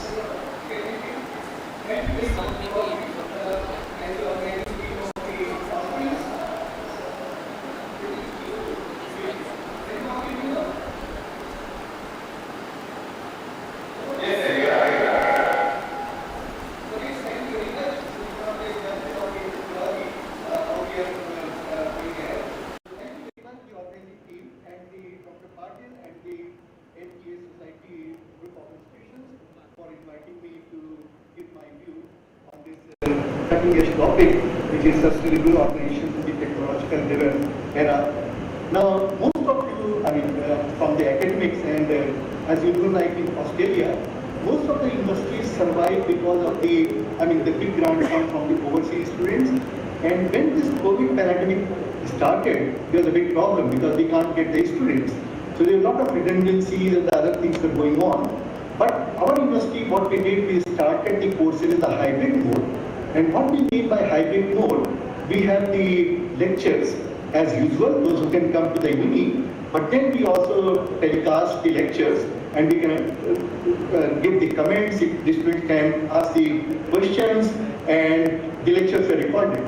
So for example, this semester I am teaching a quant course for the actuarial students, and initially started with the 60 students. They were very enthusiastic, all of them came in the class, but suddenly you see after week 6, hardly 30 students were there and 30 were attending online, and now there are only 10 students in the class. Most of them are on the online, but some of them, even they don't come on the online because the lecture is recorded, so they think, oh, I will read the lecture later on. So what is happening, as Dr. Basmati said, the COVID challenges has got not many technological development in the educational era. The children are having the mobile phone to attend the classes and all that. But this has also impacted, the technological developments has also impacted the library now. Because if you go to the library, we used to have a 6-floor library where all the books were there. Now it's reduced to only 1 floor because most of the material is available online, or it is in the USB or something like that. So virtually the attendance has gone down. There are not many people coming to the library, but those kind of things happen. So what I'm going to do, maybe I listened to the talk by Dr. Smitha Shukla and I will extend to that, because I'm also basically a statistician come economist, and I'm in the part of the Center for Data Analytics in the Bond University. So the COVID challenges have definitely, in the last 2 years, they have made a significant impact on the technology and the global economy. And what is happening after being hit by the negative shock of the COVID-19 pandemic, we also face the additional shock of the recent war with the unprovoked war with the Russia and the Ukraine and the Suez Canal kind of thing. Now these unprecedented events have wide-ranging economic consequences, with perhaps the most salient of being the inflation. And what is happening, the pandemic has been a once in 100-year event that was entirely anticipated in the business world, and its full impact underestimated in the initial phase. Now, prior to the COVID-19 pandemic, we used to have what we call the lean supply chain kind of thing. So the inflationary surge has many potential causes, one of which is the supply chain disruption. So what was happening during the COVID time, most of the people were in the lockdown and the people were working from home. So many economists posited that the factories were closed and the supply chain was affected in that way. So many economists posited that supply chain disruption caused by the factory closures, quarantine restrictions, and a reduction in the labor productivity have exacerbated inflation. The simplest reason for that is the COVID restriction. After that, when the COVID restrictions eased, aggregate demand increased while the supply remained constrained by the input bottlenecks, thus raising the price of the many goods and services. For example, it was reported that the supply chain issue in the production of the semiconductors, which have a very limited substitute, led to the widespread increase in the price of the manufactured goods such as the cars and the other electronic products which are needed for the technology. Now, economic theory corroborates that narrative highlighting the role of the supply chain in the interconnectedness in applying the economic shock. And there's something, what is happening when the COVID lockdown was there, the sale of the cars went down. Nobody was buying the car because we have to stay at home. And that the people who used to manufacture the chips for the car, they started manufacturing the chips for the video games. And suddenly when the business and the industries, when the COVID restrictions were lifted, there's something called Chipegeddon that is currently impacting the leading automobile makers around the world, along with several other industries. And microchip manufacturers cannot be realistically expected to instantaneously upscale their production or even divert supply. And the impact is there is a big waiting. The car prices have gone up and you have to wait a lot. But that made the second-hand cars more viable. People can start buying the second-hand cars, but then second-hand car prices have also gone up. So what is happening that the COVID was one aspect which impacted the whole world for the last 2 years. But then the Russia's invasion of the Ukraine only seems to be fueling this inflationary activity more. And the oil prices are going up, being the most immediate impacted. As Russia, I'm not sure in India, I think I just read that slightly the prices have gone up, but it has definitely impacted because Russia and the Ukraine were the major suppliers of the oil prices, and definitely it was the US and the Australia and those countries where we used to get the supply, we are being affected and the prices are going up. So for example, it was $1.40 earlier per liter, now it is $2.20. So almost double the prices have gone up. Now the crude oil and the natural gas prices. Now this conflict will further exploit a global semiconductor shortage as the production is mainly concentrated in Russia and the Ukraine. So besides pandemic, there is a double whammy. The recent war has also created the problem. So it is clear that the supply chain issues and conflict have undoubtedly contributed to the high price levels we observed around us. But the question remains what is the consequences will be. And in that respect, the jury is still out as the inflation continues to persist. The interest rate may go up and the growth rate may go down, GDP may go down. And this could lead to further ramification for households who have already faced increased prices for the last several months and may incur greater mortgage payment in the future because if the interest rate goes up, you have to pay more mortgage. Now, it has been posited that the supply chain constraints while increasing inflation could increase the employment because as firms look to build up the inventory as the economy recovers, and additionally adhering to the logic of the traditional Phillips curve would lead to the conclude that rising inflation should be accompanied by rising employment. So the employment may go up, and if you got money in the banks, you may get more interest based on that one. So overall, while the cause of the historic inflation is advanced economics is largely clear, the immediate and the long-run effect of the phenomena remains uncertain. The degree and the intensity of the interest rate increase by central banks as well as the wage growth decision by the firms will determine whether we can control the inflation without harming the households or whether the economy will have to endure a period of pain as we apply the brakes. So definitely the whole pandemic and right now the Ukraine-Russia war, and I don't know how long it will go and whether it will further escalate or not, that can pose a severe challenge to the sustainability and also the technological prices. The prices of the technological product may go up.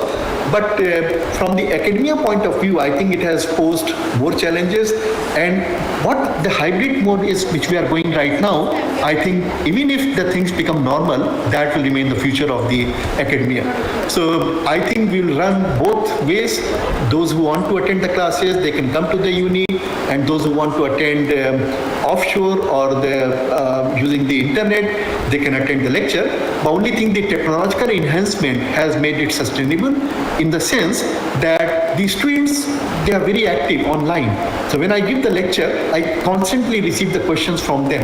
And I usually have an assistant who goes through the questions, and we try to answer the question as well. So those who are in the class, they can of course raise the hand and they can ask the question, but at the same time, because of the technology, the students who are listening to the lecture offshore, they can do it. But then it posed challenges like the assessment. So again, the technology came to our help, and we said, okay, we'll have the multiple choice questions, and we can randomize the questions, or the exams, we can set 5 or 6 kind of different sets of exam, and we can randomly distribute it to the students. So basically, all the blackboard or the island, those kind of things, that helped us. So virtually, I think the academia will be much more, in order to be much more sustainable, we'll need the more technological development, and the more challenges will come in the future. Now, and we have to cope with these challenges. So I think the hybrid mode will remain always. We have to teach in both ways, because some people said the future will be only online, and there won't be any, there are very few people coming to the uni, but I don't think that is possible, because students still feel to come to the class and have a direct, though some of them, they want to have a direct interaction with the teachers, but some of these students, those who can't come to the class, they prefer to be online. But in spite of that, those students, even in the uni, they prefer to be online. So they don't want to come in the class. And sometimes they say, okay, because the lecture is being recorded, or we will listen it later on. Which is, again, we have to look at the class participation challenges kind of thing, so that we can encourage the student to come to the class using the class participation, which could be online, or which could be other way around. Now, I wish you all the best for the conference. I'm sure it will be very challenging. But as Dr. Shukla said, and Dr. Ojha also said, the one of the things which I am finding very something very annoying in academia is the publication. And I've seen the people who are submitting thesis with 7 or 8 or 10 publications, but all of them are in the rubbish journals. You have to pay money and they will publish the papers. So there is a site called CIMAGO, where actually they rank the journals Q1, Q2, Q3, Q4, and we only accept we recognize only those publications which are published in the Q1 or Q2 journal. And also Australian Dean's Business Council, ADBC, they have a list of the publication where we have classified the journals in the A star, A, B, and C, and we only recognize only A star, A, and B. We don't recognize a C journal. So quality of the publication is more important as compared to the quantity of the publication, and try to be with good publishers, and it's not very difficult. And thank you very much for giving me the opportunity. I wish I could have been there, but because of the COVID restrictions, still the travel is not allowed. Australia has only opened the travel on 27th of March, but still all the flights are not going on. So I could not be there. Sorry about that. But thank you everyone, and especially Dr. Vasumati for giving me this opportunity, and all the best for the conference. Thank you. Thank you so much, sir. Hello. Hello. The travel on 27th of March, but still all the flights are not going on. So I could not be there. So sorry about that. But thank you everyone, and especially Dr. Vasumati for giving me this opportunity. Thank you so much, Dr. Kuldeep Kumar.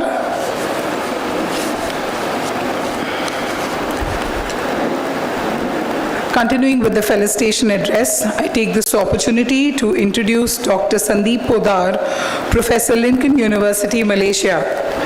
Dr. Sandeep Podar is the Deputy Vice Chancellor for Research and Innovation.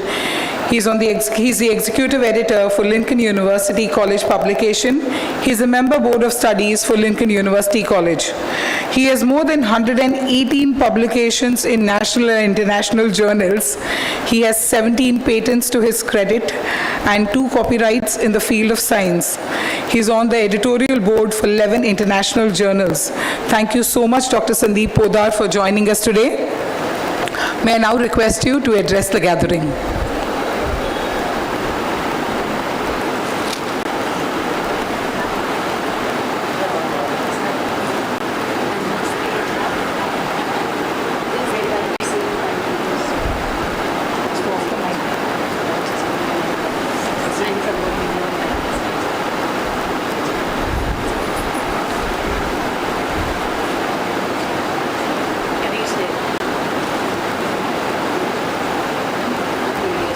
Thank you, madam.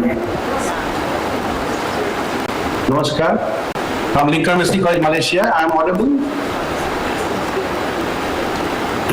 Yes, sir. You are Just I want to share my slide.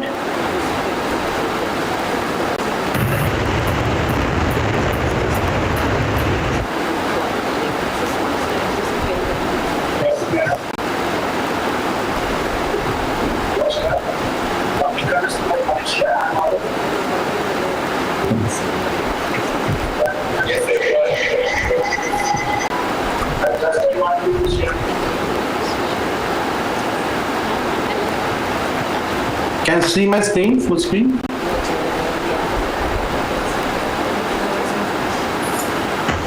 Yes, sir. Thank you for giving me the opportunity to inviting in this August gathering, a multidisciplinary international conference, PRATISANDHI, on a sustainable organization in technology-driven era. Ideas, achievement, and resolve. It is organized by National Kannada Education Society and other associated members as well.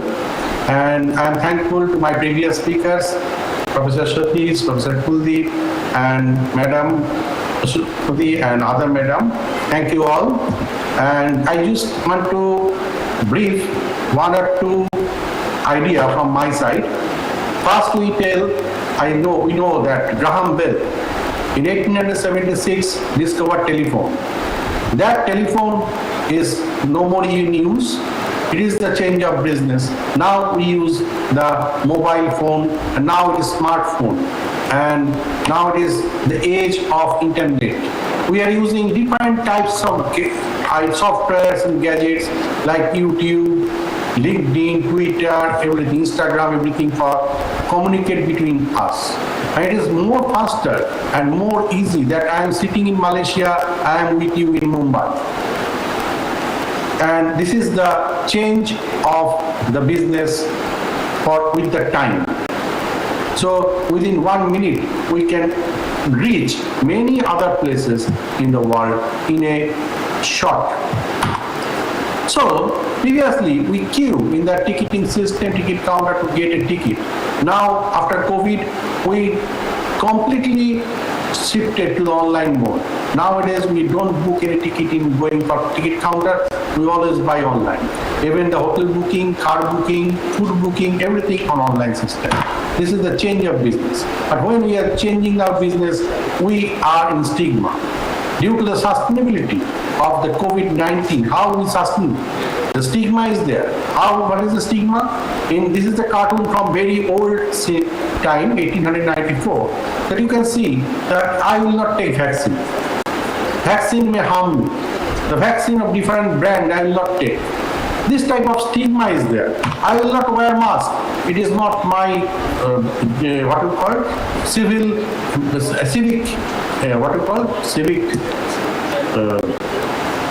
means it is not, I feel not comfortable because it's not my civil right that you cannot force me to wear mask. Like this type of attitude is there. I will not wear mask, I will not wash hand, etc., leading to more dangerous. I will not watch temperature. So we fit now in airports and other shopping malls, they fit the automated digital transformation system to monitor the temperature of human. Because we have to monitor. Then how we can go out, the stigma. We cannot go out, so we have to make a software. In Malaysia, we are using MyShayatra. In India, also have different software, that is Aragya, like that type of software, but it may not be reachable to everybody because non-availability of the mobile phone, etc., in poorer places, rural area. But it is mandatory that we use the software to control a person here in Malaysia, at least in other countries as well. So this software maintaining that, giving the data of the person immediately, it is in contact with any COVID patient, we are in booster dose or not, what is the vaccination status, I am infected or not, like that type of status. So with this status, I cannot go inside any shopping mall, any educational office, or any home also. I cannot go out or go in like that easily. With the software, I am monitored. So when I go this time for out of the country and come back, they give me this type of wristband and digital tracker. The wristband is with me for 7 days, and it is the tracker CTU unit is there. It is placed in my home, and I cannot go out from my home. If I go out, the CTU will record it, and it will give signal to the respective authority. Or it can record, and later on I may fine for that I go out. So this is the type of what you call, if I am not with this monitoring system, I may go out. I am telling stigma that I am not affected, so why should I stay at home? But as I am traveled outside the country, so I may get infections, so I have to stay home. It is not from my personal thinking. It is the software and the IT gadget is controlling me. So the business is changing. Now we have using the queuing software for going for post office, bank. We have to use the software to get the time slot that I will go this time to for bank work or like that. I don't have to go and queue in the bank from before, like that. Now the change of business. Before 2 years, the Grab etc. is not so many used, but it is now used everywhere because I cannot go out in lockdown. But I have to do shopping. In the home quarantine system, when I am quarantined at home, I cannot go out for marketing. So I have to order the food via Grab. I have to bring the vegetables from market via Grab. So Grab is another business come up in means more fluently, as now Dr. Kullit told that online education that also come up. You can see this robotic sample collection system, robotic automated UV and UV sterilization system and the sanitizing system. This all come up due to this COVID time. This is the change of business because previously I can go and collect the sample from the patient, but the patient may be affected with COVID. So I have to use a different technique to collect the sample. I cannot go, because the cleaner don't want to go to COVID ward to clean the ward. So I have to use automated machine to clean the area. So automated temperature screening at Singapore airport, you can see downstairs, and above all I have told already. Then we are using sanitizing system. This sanitizing system was not effective previous 2 years back. Now everywhere we have to do sanitize before means anything. And then we have done this new invention that robotic food delivery system, automated trolley coming from the counter, giving the food to the customer. It is available now in Malaysia using. So this is the change of the business style. Previously the people come with a notebook, write. Now they come with tab, take the order of the food. After that, now it is automated. You give the order by mobile, it will go recorded and they will deliver the food at your place. So the future is AI based. You may watch the video that tells the car of Saudi, they are without driver. They are delivering the food and etc. directly, automated driver, without any driver. The car come and deliver food and go out. So the future may be like this type of business is coming up. So previously we are socially connected to each other. Now we are connecting with this computer, and so we have to use the social media to make more connection, to make our idea to share with each other. As Sir told that ABCD rank journal, how a journal will go rank? If the journal is not readable, suppose our university is offering a journal, it is a university journal, it is a good publication. So university journal is not like a fake journal or other thing. So you publish your initial research idea in university journal is also have value. Like Madam told that you can publish a book chapter. Yes, if you publish a book with ISBN number, also from a good publisher, also have a value. But that published data, if you share in the social media, everybody see, and immediately you can get feedback that how you can improve your work. So with this, the change of business, as Satish sir also told, that how the sustainability is there. We have to sustain the change of business, like the Malaysia palm oil producer against the labor shortage because the higher recruitment cost. So they are wasting of palm. Huge loss in business. The driver sells fruit, because the fruit is everybody buy, you have to buy the fruit, but you cannot drive the car because of lockdown, so he has to change the business. So these are the different types they are doing. The Grab business come up because their main business, maybe other, they are doing shop or any other shop, small work in the hotel or means shop or etc. They close down. So they have to change their business to Grab. As a Grab driver, they are running. So this is the change of business for the sustainability. An engineer finds recipe success as a cake company launched during the lockdown. So this is the change of the sustainability. The Sushi charts how I can survive. If I don't survive, means I don't change my business, I will die. So, as per Kubler-Ross drift cycle, then deny that we deny first that this disease is cold region will not affect. When it comes, we are angry. When it affects us, then we are frustrated that I cannot go out from home. I am losing my job. So I am replaced. Then we bargain that how we can survive. Then we accept, yes, we take vaccine, we can go out and change the business. So we do networking consistently, communicate our company brand to others. Is a cartoon you can see. So we have to use different types of modes, how we can reach to everybody to sustain our business. So this is with this change, we must also know that behind this application of change, what is going on. As we are using more mobile, we are separated from our own social networking, the physical networking side. So that also we have to keep in mind. So with this, when we are no longer able to change the situation, we are challenged to change ourselves.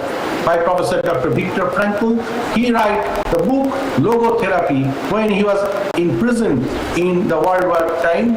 In the prison, he wrote the book Logotherapy. You can available, the book is available in online. You can read it and you can see that how a motivation factor works if I want to survive. If the motivation is not there, I will die. So you can understand that when we are no longer able to change, we have to adapt ourselves. Our business have to adapt to new changes, and then we have to look for the society, as Dr. Professor Satish has told, that we have to look for the industry, that what is the need of the society. They are developed, the students are developed at all or not. So as per that, I have to do the business. I cannot simply open a business where the same business going on. It will raise a competition. I may not survive. Sustain. So when I want to sustain, I have to check what are the business going on. I have to do the market survey. That what type of business is suitable in this time, in this area. Accordingly, we do the business. For that, many companies using the card, etc., they give discount because they want to know the data, that how many customer, what are their whatever purchase habit, etc. So these are the things we have to keep in mind to sustain ourselves. And with this Sustainable Development Goals, United Nations fixed 17 Sustainable Development Goals. First one is no poverty, second one zero hunger, third one good health and well-being, fourth education, like that. So if you think about education, when our health is down, we cannot think about education. When we have no food, we are in hungry condition. Goal number 2, we cannot think about good health and well-being. And when we are not educated, we cannot get good health, we cannot get rid of the education, we cannot get rid of the poverty. So all the goals are interrelated with each other. One is supporting another. Life below water is supporting life on earth. So these are the things we have to keep in mind to sustain in this new normal era. So we must work hard to United Nations partnership for the goal, and for this we have to make networking and collaboration. For that reason I am here with Madam Vasundhara, give me the opportunity to come here to share my views, to make networking collaboration with all of you. So all of you should I am thankful to all of you for listening to me and calling me in this gathering. As Dr. Kuldeep also, I also cannot reach there physically because no flight yet. Of today it is starting. So thank you for all the team of the conference. Thank you once again. Stay safe. Thank you. Namaskar. Thank you so much, Dr. Sandeep Podar. May I now request and invite Dr. Veena Prasad, in charge Principal, NKS College of Arts, Commerce and Science, to propose the formal vote of thanks.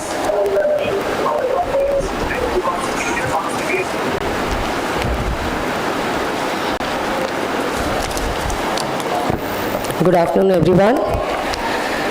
It gives me immense pleasure to propose vote of thanks on this special occasion.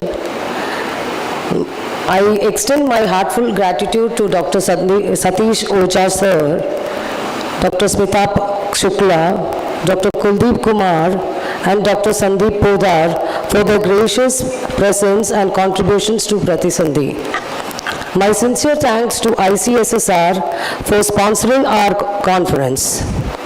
My sincere thanks to Dr. Purushottam Patil, Director SWIMS, Dr. Vasamati Hariharan, Dean and Convener for this PRATISANDHI, for collaborating and allowing us to collaborate with them for making this conference a reality.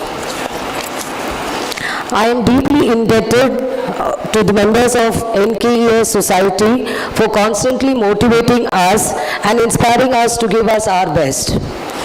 I would like to thank our faculties of SWIMS as well as NKES College for their constant support and help to make this event a success. Last but not the least, I thank each and everyone who have participated in the conference and making it a huge success. I don't want to miss out the dignitaries on the dais and off the dais also, the chairpersons for the tracks for coming and making our event successful. We look forward for such more conferences and participating in our events. Thank you so much. Thank you so much, ma'am, for proposing the vote of thanks. There is one announcement to be made. Participants who have as yet not registered or have not received your kits, kindly stay back in the auditorium.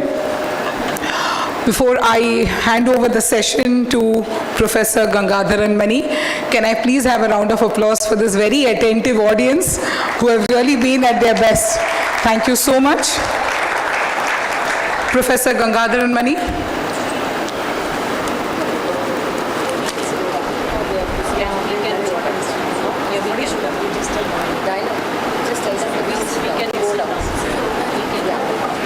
I request all the dignitaries to join us.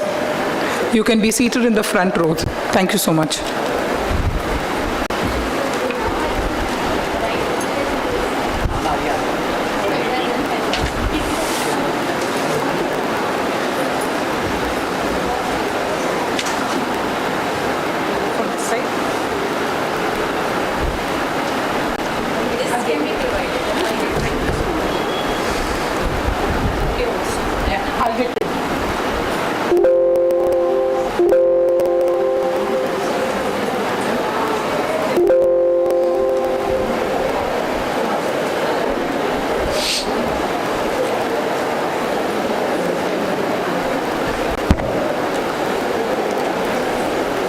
Good afternoon, everyone present here.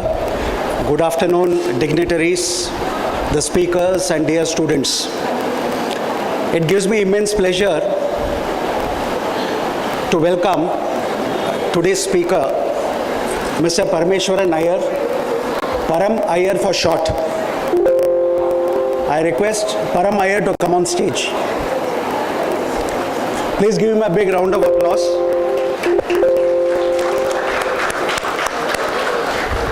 Now we kick off a series of lectures that will start today and it will continue tomorrow also. Param Iyer is a 4-starer. He is a chartered accountant. He is a cost accountant. He is a company secretary and he is a CISA qualified person.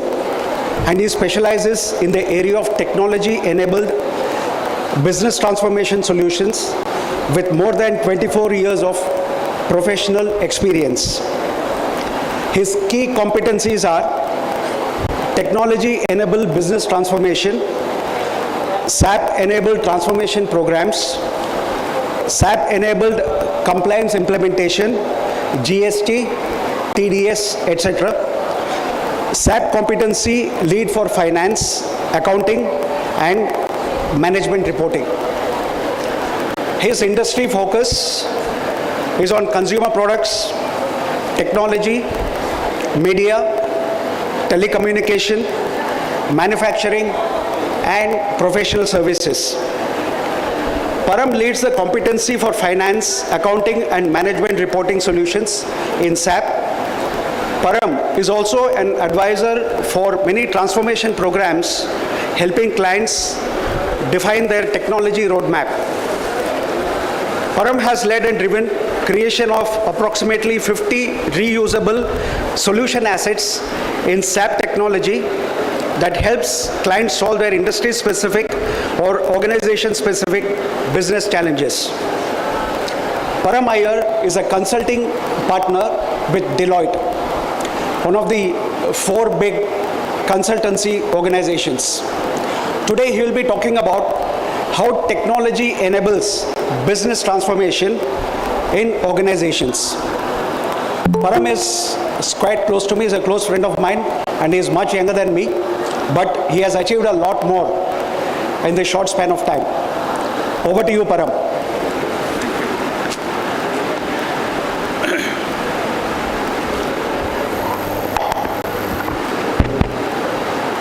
Thank you, Professor Mani, for that introduction. Good afternoon, everyone. It's very exciting to be part of this conference here, and it's also equally exciting to see everyone without masks. Okay, for the last 2-3 years, even if I have to talk about my journey in consulting, I have about 25 years of experience in consulting. When we do projects for our clients, it has never happened that we deliver projects always in their office or, sitting out of their offices. But the last 2-3 years has been really a change, a shift in that, where we had to deliver projects remotely, right? This was a big change, new normal, where we have to work from home and deliver projects for our clients. In that context, today I would like to share some experiences and some perspectives how organizations embark on transformation journeys by leveraging their technology capabilities. And this is also in the context of the theme of this seminar, right, which is sustainability, right? If organizations do not gear up, right, to the ever-changing external environment, to the business challenges in the market, and if they don't transform their business agenda and their business processes, they will find difficult to sustain in this environment. And in this context, technology plays a major role, and I'll walk you through some of the experiences that I have been part of, and also share some of those inputs, perspectives with you. Can we move to the next slide here? 1 second. Yeah. Before we actually start, I would like to present a bouquet to Param Iyer and a token of our appreciation to him. Please.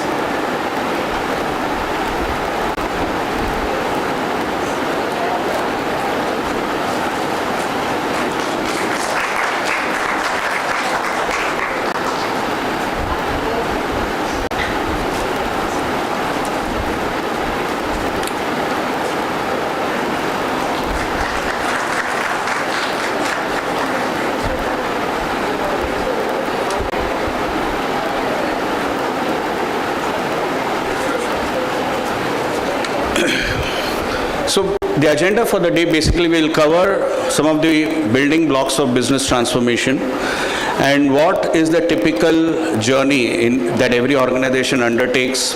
I'll also share some few case studies and some illustrations from those initiatives. and also talk about the future of technology. What we see today as technology is something which is significantly changing, and the next 3 to 5 years there is going to be a significant change in the technology landscape, and we are also already beginning to see that change. And of course, at the end of it, summarizing it in terms of the key takeaways from this session. Moving on, can you move to the next slide?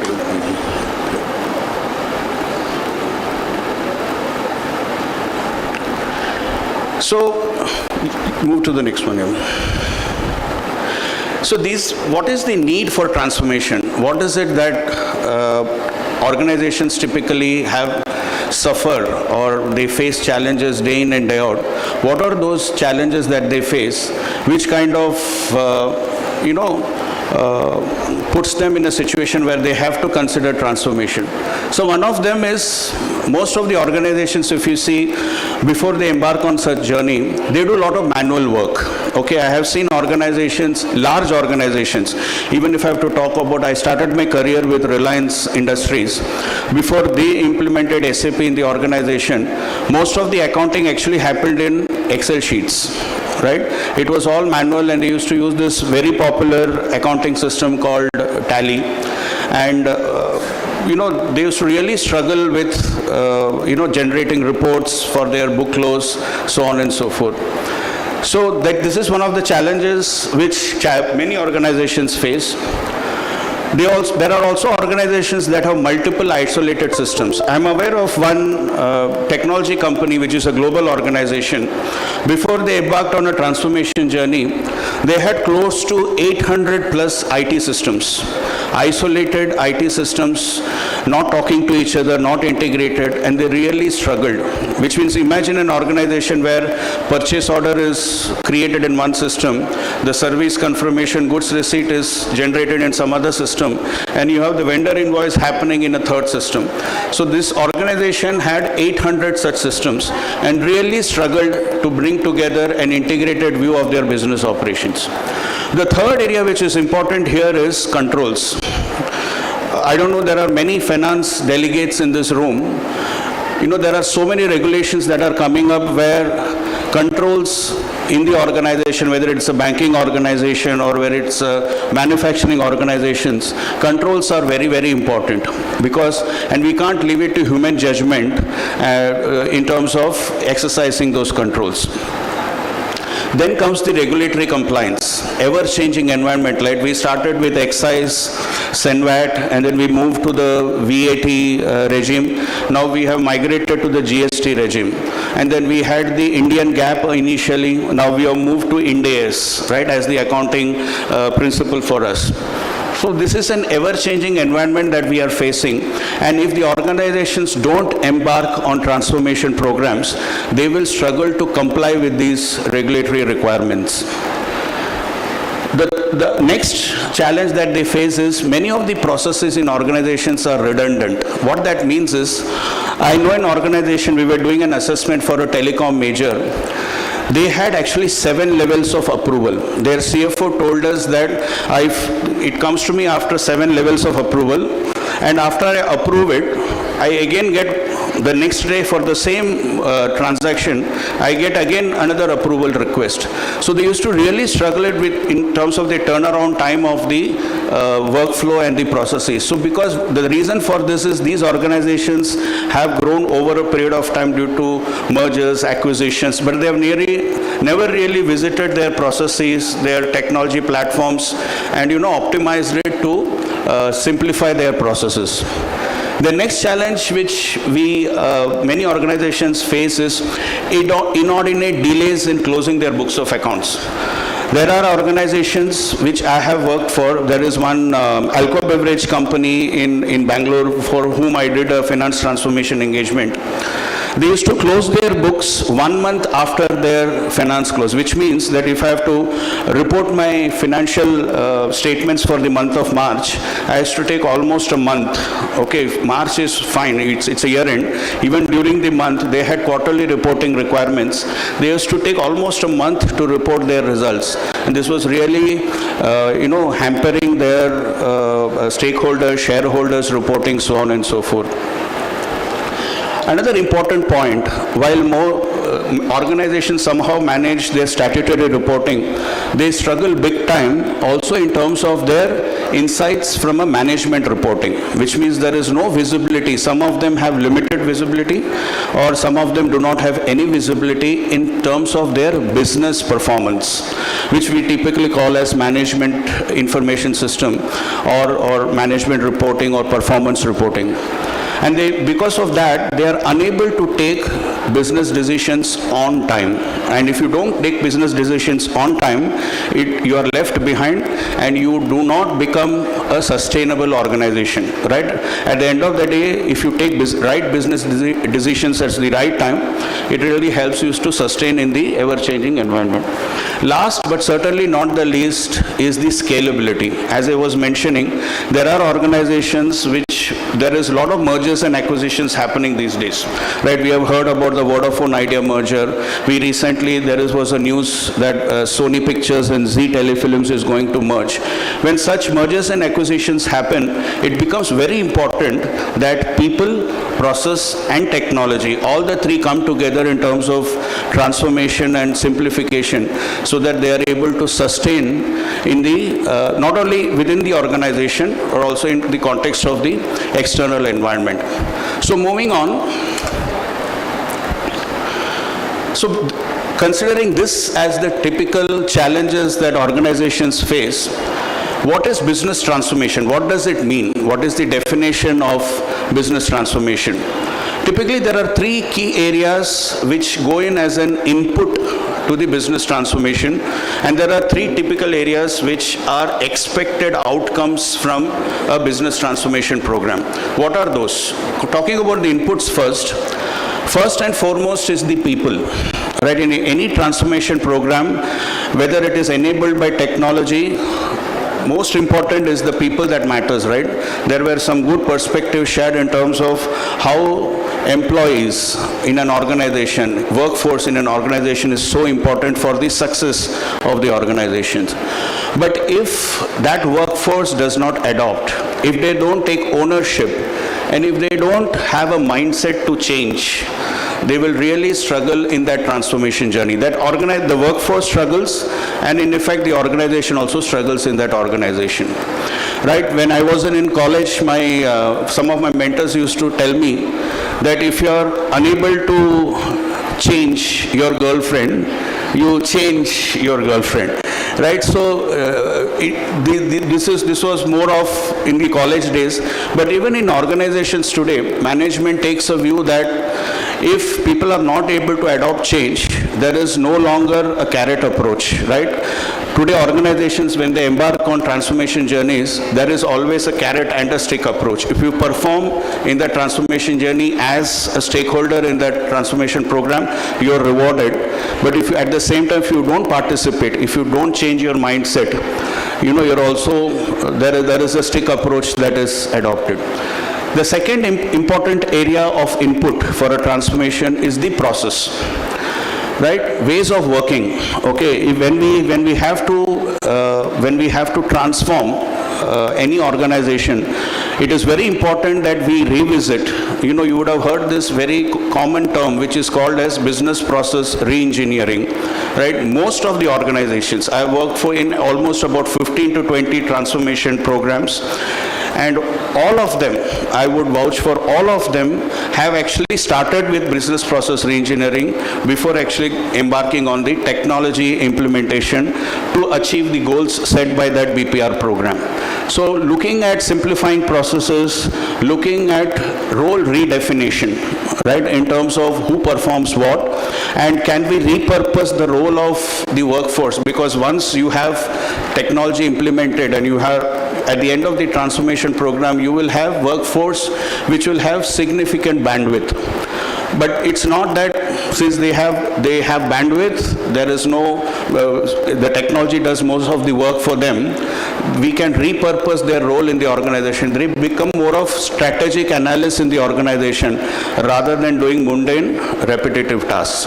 The last but certainly not the least is to have the technology, which is also very important input to any transformation program. And we have to ensure that whatever technology we choose, right, whether it's an ERP, whether it's an automation tool, it is scalable, because of the fact that organizations, if they have to grow, if they have to sustain themselves in the environment, it's very important that they come up, adopt a technology platform which is scalable, right? And it should also be an integrated platform. I refer to the example that I took, 800 disparate systems versus single ERP system, which is a single source of truth. And last but certainly not the least is flexible to change. We actually had sleepless nights, I'll be honest with you, because I am a partner in consulting and I'm involved in many of the ERP implementations, primarily focusing in SAP. When India migrated from the excise VAT regime to GST, all the clients scrambled to change their technology solutions, right, to adopt the GST requirements. And it was a nightmare, because many of those ERPs that they had implemented was not scalable at all, were not flexible to adopt these new changes. We had to do invasive, fundamental changes in those ERPs, that too overnight, because there was a deadline for them to go live on the GST compliance. So if we consider all of these three input areas, and they are run through the transformation program, which is done in the form of a program, a project, where, you know, partners like Deloitte engage with the clients, and it's a 9-month, 12-month program which happens.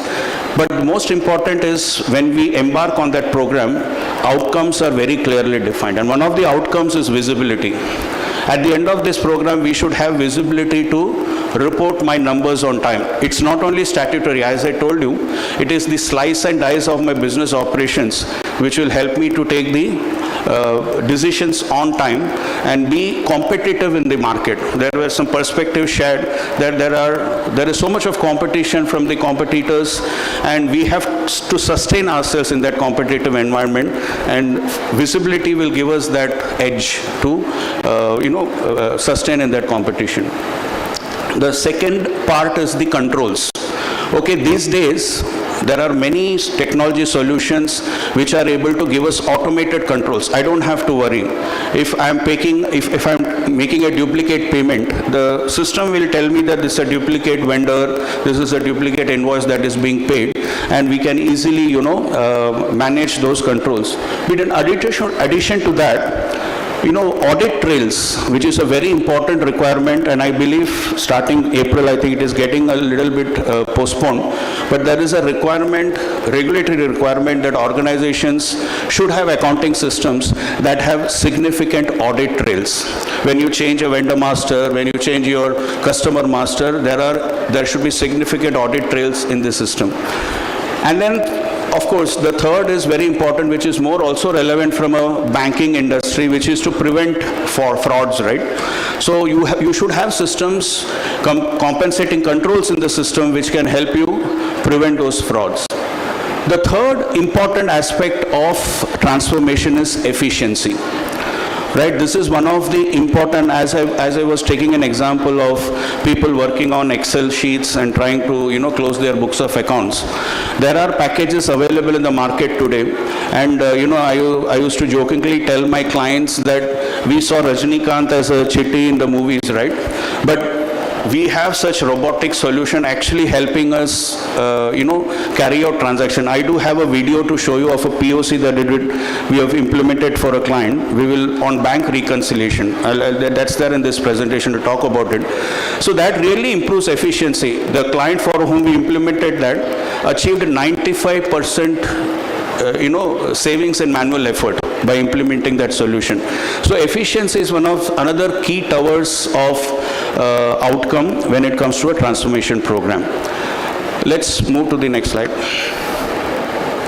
I will now quickly walk you through typically how a transformation program runs in an organization. Again, every organization is different, and they typically have they will have their variations, and depending on that, we as partners come in and help them define that roadmap for them.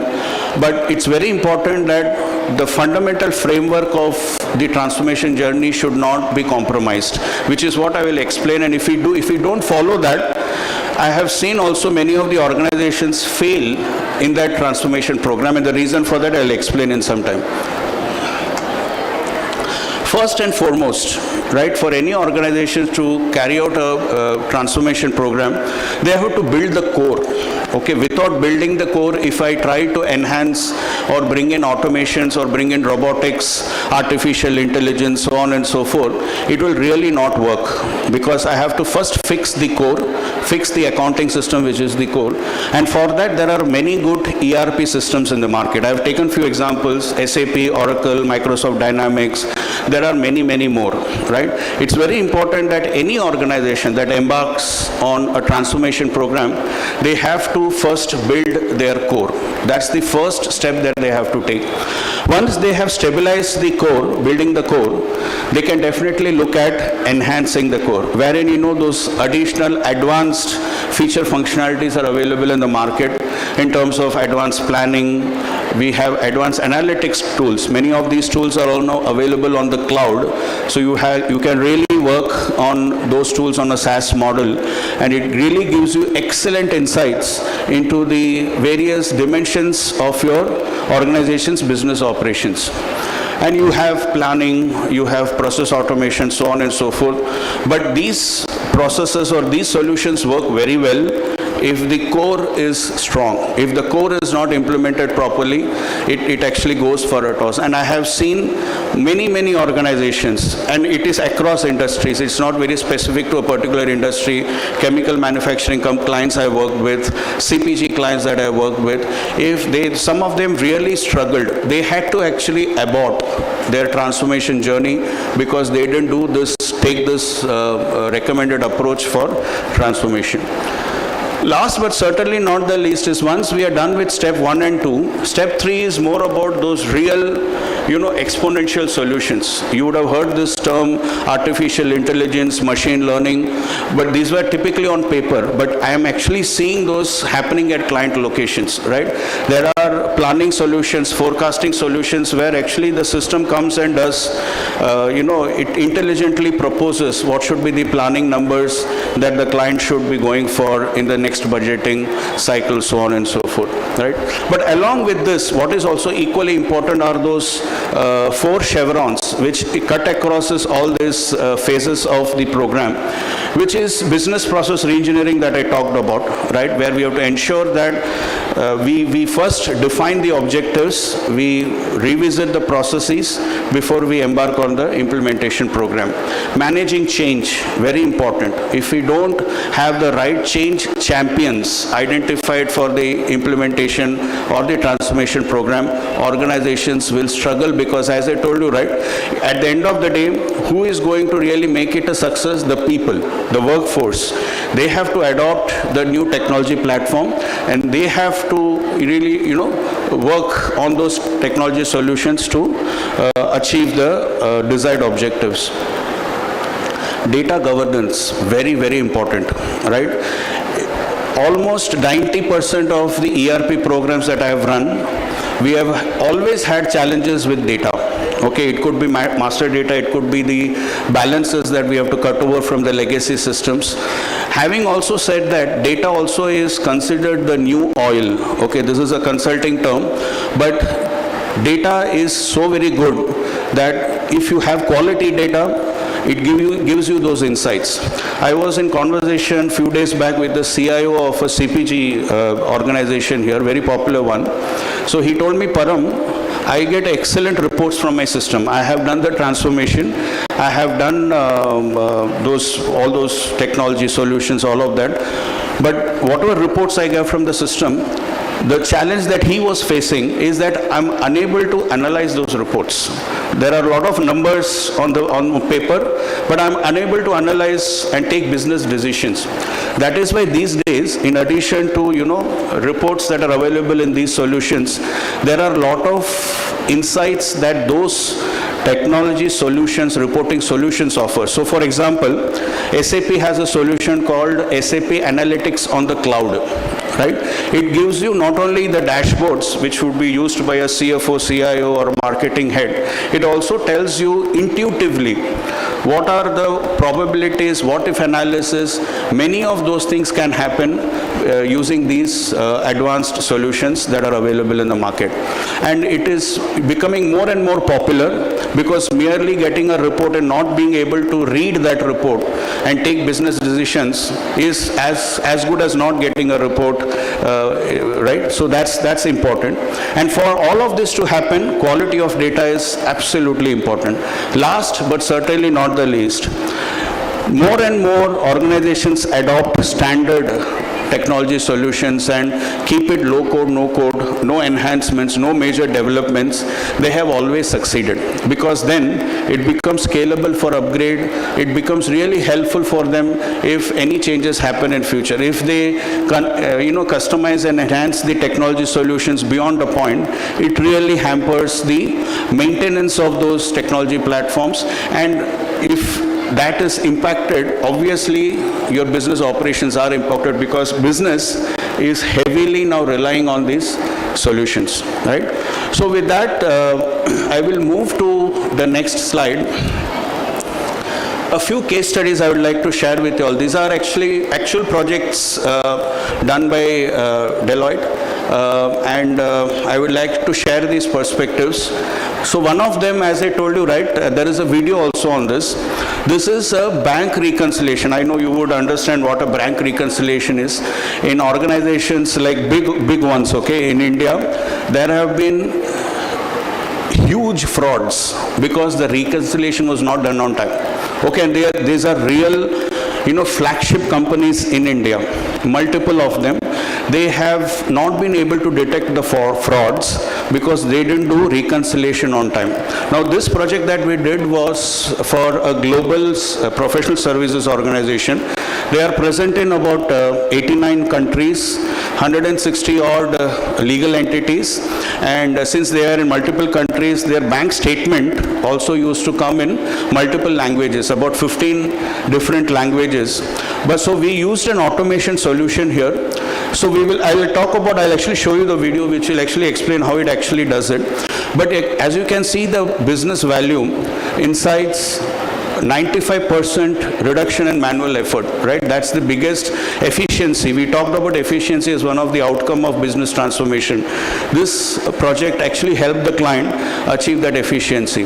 And given that we just come out of pandemic, it really helped them because this organization, due to pandemic, they were heavily impacted due to the pandemic and the COVID. They actually had to reduce 40% of their workforce to sustain. Otherwise, they were really struggling with cash flows. So their idea was, when we bounce back, we will be using these solutions so that we don't have to get the workforce back in.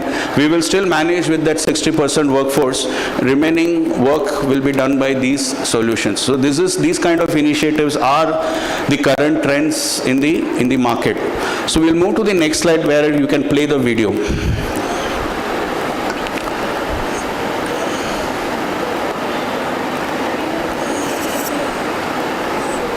Probably click it again here.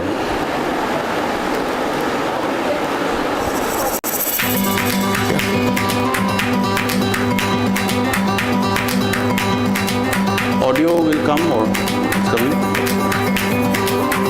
So I'll quickly explain why the video plays here. So what you see here is actually the organization receives the bank statement in Outlook. Okay, it comes through email. And this automation solution, what it does, it actually reads the email. And it is all done by robotic process automation. No manual intervention. User doesn't have to do anything. As and when the bank statement hit those Outlook email IDs, this robotic program will go log in, fetch those bank statements. They may be in different languages also. I mentioned about 15 languages, right? This robotic solution actually translates the bank statement in multiple languages into SAP language, which is English. And it also does the reformatting. Otherwise, they were spending immense amount of time to format the bank statement into a format which SAP understands. Their accounting system is SAP. So this robotics tool, what it does is it actually downloads the bank statement, does the formatting, does the translation, and automatically uploads into SAP, and also does the reconciliation for the client.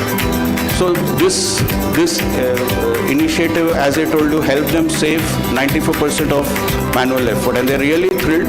In fact, they have not implemented SAP in most of the other countries. They have some large country where they're present, like Russia and China, because of the pandemic and recently the events that are happening in Ukraine, Russia. They have not been able to, but they will be very soon taking this to all their other geographies, because this is exactly what organizations are looking for. This is just one example, but there are many, many more like this which are happening across the globe.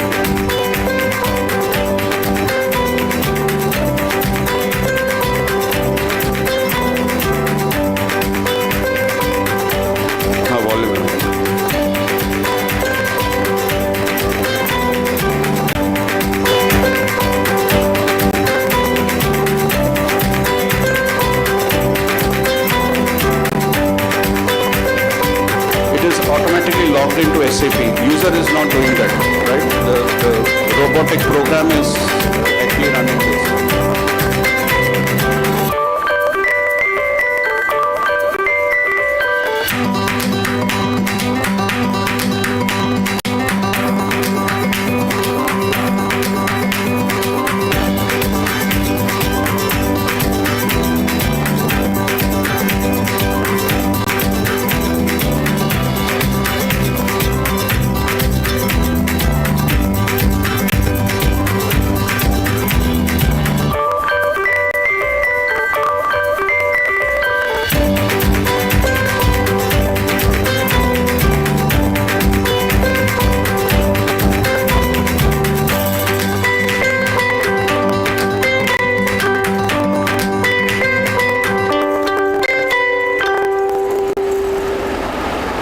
So this is one of the case studies I thought I'll share with you. Moving on to the next. So this is also for very large organization, global organization, and this is the one where I had talked about those 800 IT systems. Their presence is there in again about 100 plus countries, and they embarked on typically the transformation journey that I talked about. If you see the kind of benefits that they've derived in terms of actual numbers, you can see all those metrics there. It is just fabulous, right? Because whether it is passing a JV, journal voucher in the organization, or whether it is a consolidation, or whether it's a planning process, or whether it is treasury, across the board, any part of finance. So this is more from a finance function perspective, but if you see, it is touching all the aspects of a finance function, right? Whether it is accounts payable, it talks about planning, it talks about treasury. So this is the kind of benefit that a transformation program can derive. But yes, as long as we follow the key, framework of transformation, which is what we talked about, right? Technology, people, and of course the process re-engineering. We'll move to the next one. This is for a large pharma company, and let me tell you, before I get to this, all of these engagements, the first one, the BRS one, and this one, they have all been completely delivered from home. Okay, because client also could not visit their offices. Of course, Deloitte as the implementation partner also could not visit the client's office. These programs were all completely delivered from home. Once upon a time, we used to think, is it really possible? But I think COVID gave us a new norm where we could deliver even such large complex programs sitting from home or working from home. This is again a supply chain transformation that we did for a large pharmaceutical company. And as you can see here, the entire the benefits that derived is all visible. I will not walk you through each of these, it's self-explanatory. But the whole point here is, when we embark on transformation, one is business transformation, like across the board. But I'll also tell you that there are many organizations that are also embarking on niche transformation programs. What does that mean is, there are organizations like there is a CPG company in Kochi, which has only embarked on a program only focusing on finance transformation, which is to do with, their statutory reporting, their management reporting, analytics, so on and so forth. There are organizations like this where they focus only on supply chain transformation, because for them, they want to go step by step. That's also an approach that many organizations are taking. Rather than doing a complete business transformation, they do it function by function, so that each of them are able to focus, because a program of this size typically needs a lot of attention, right, of the management, of the other stakeholders, and the organization at large. So many of them also take this approach of doing transformation or running transformation programs function by function. This is an example of where they're focused on a supply chain transformation.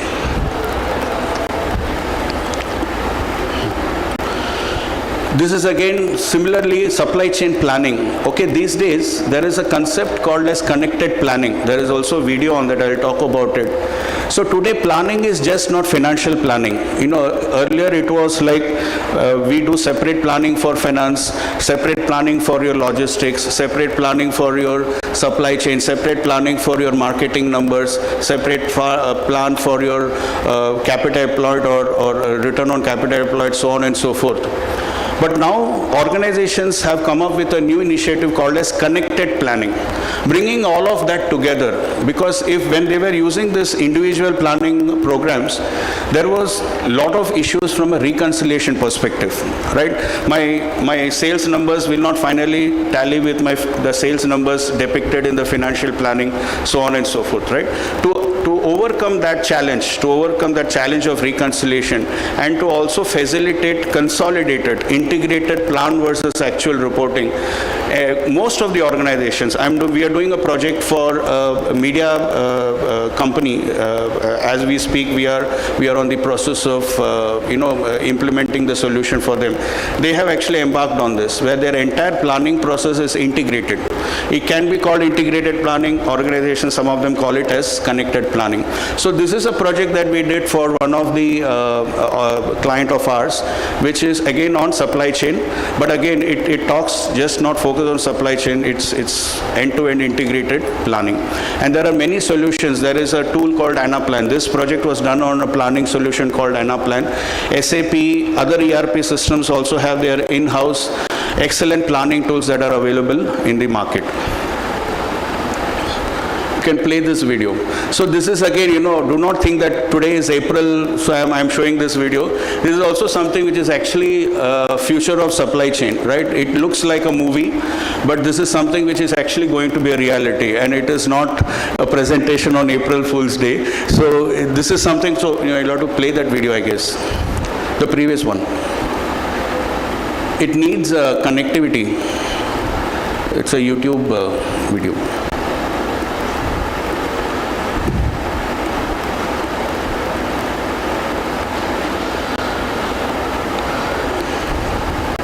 Not connecting? No problem. I think we'll move on then in the interest of time.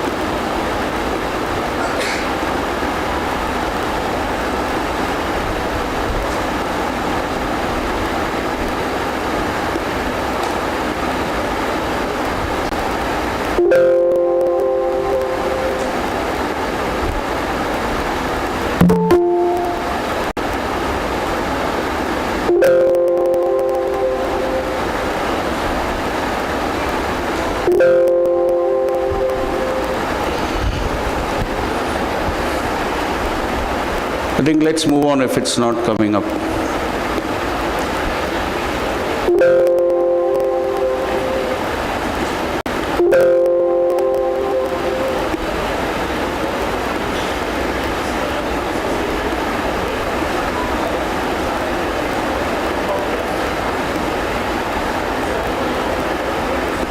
I think you'll have to probably enable external content for the session or something.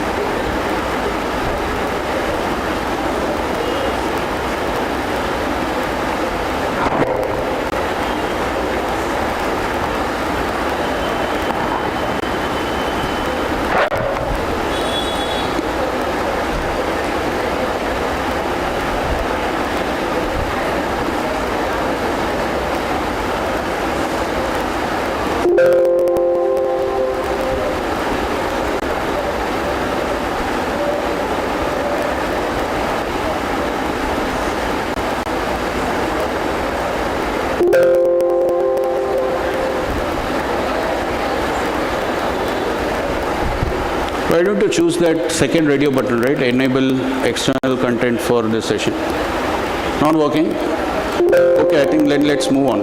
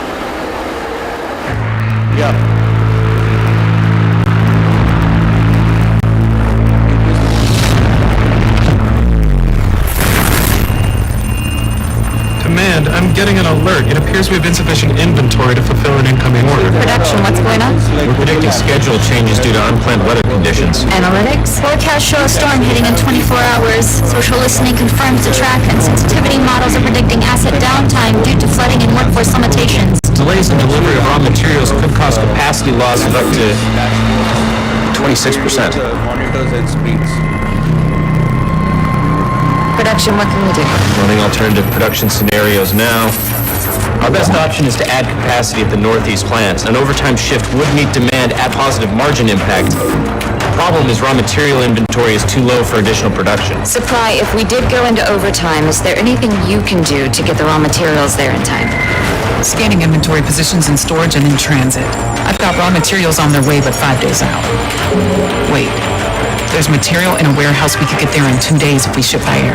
We've got clear weather on that route and a 150-knot tailwind, which will save on fuel. We got raw materials in 2 days. We could make the order on time and stay within margin thresholds. Exceptions. Can we make this call to go into overtime and divert materials? Verifying this is within our tolerance to make a decision automatically. Command, we're good to go. No need to escalate to the supply chain planner. Okay, Digital Supply Network. Let's do it. So if you see the theme of this video, what it actually says is because they had the visibility, right? Maybe in the back end they were running an ERP, but was the front end all of these gadgets and networks were there. But there is an ERP system in the background which is telling them that you have inventory available to the nearest point. In fact, this has been one of the biggest advantages of implementing an integrated platform. Right? I know from a supply chain perspective, I might end up buying something for my manufacturing unit, whereas I have that stock lying elsewhere, which is lying there for some time. When I was in Reliance, this was about 22 years back. They actually implemented SAP, and one of the key pain points that they had was this. They had no visibility on inventory, and they had multiple warehouses, a large organization, petroleum, so many products and so many locations, right? They had no visibility of the inventory lying, and they used to keep on buying. So there was no planning, there was no optimized planning. SAP really helped them to achieve that. So this was one of the objectives that they had laid out for themselves when they implemented the SAP ERP system across the Reliance group. Yeah, this is what I was talking about, connected plan. Yeah.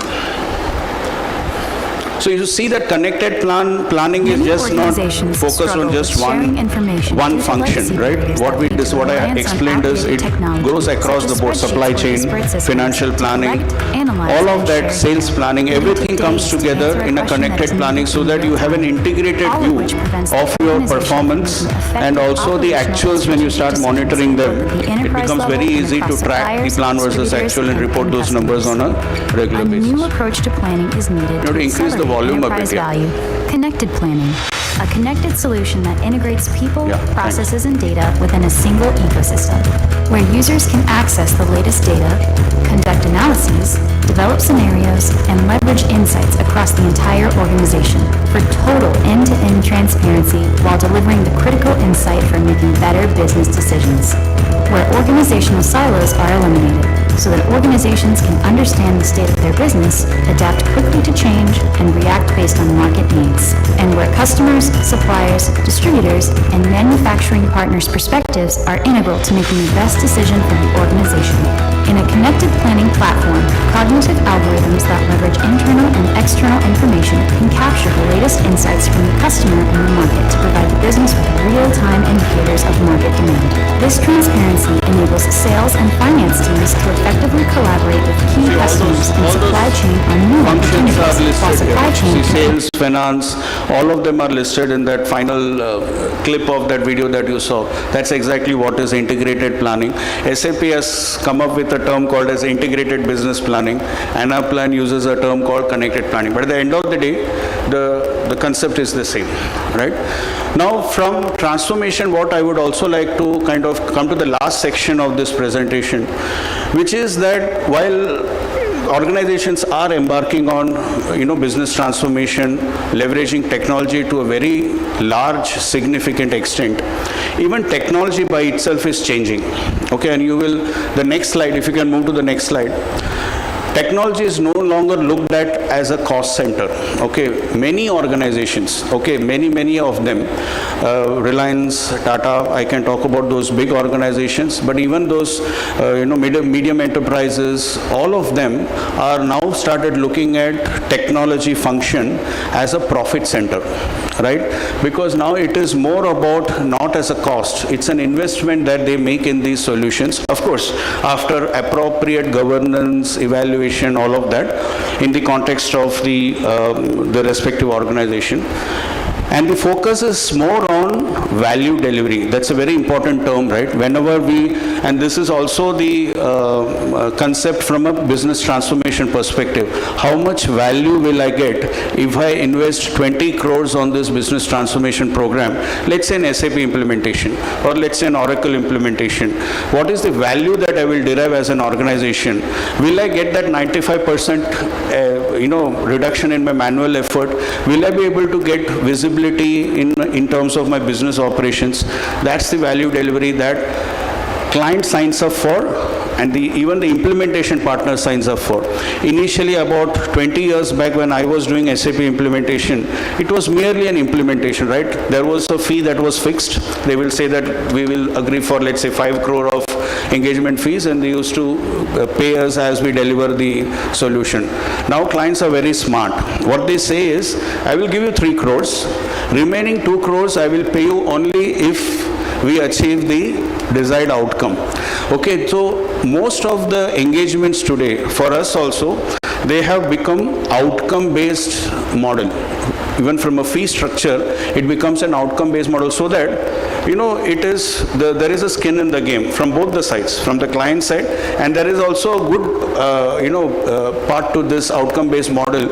So even the implementation partners have become smart. What they say is, fine, if you achieve this threshold, you pay us the remaining 2 crores, but if you achieve more, you have to pay us premium of 2 crores. So those smart commercial models are also emerging, and they are going to be more and more common, right? It will be every engagement, any transformation engagement, you will get to hear more and more of this. There is a lot of investment happening on innovations, right? There were some very good slides I saw in terms of robots. When I'll talk about maybe a small joke here. In the earlier days when I wanted food, I used to, my son used to ask me, Papa, let's order something or let's have some food. I used to tell, go and ask your mom. Okay, so that was about 20 years back. Then about 10 years back, when my son used to ask me that I want to have food, I used to tell him, go and ask Gangubai. Gangubai is the housemaid, right? I go and ask her for the food. Now today when my son asks me I want to order food, I tell him, go and ask Alexa. right? There is no mom, there is no Gangubai. It is Alexa that orders food for you, right? Swiggy, Zomato. These are all innovations, right? At the end of the day, Ola, Uber, what are these? These are actually, these companies do not have those fleets. They are actually they only have a technology platform. That's it. That's innovation, right? So more and more CIOs, they are spending more and more money on innovations, because with innovations, they will be able to generate that efficiency, that outcome that they are expecting. And there is always going to be joint ownership. As I told you, it's all outcome based. When I say joint ownership, senior management is invested, the CIO organization, the tech org is invested, the stakeholders are invested, the implementation partner is also invested. It's a joint ownership.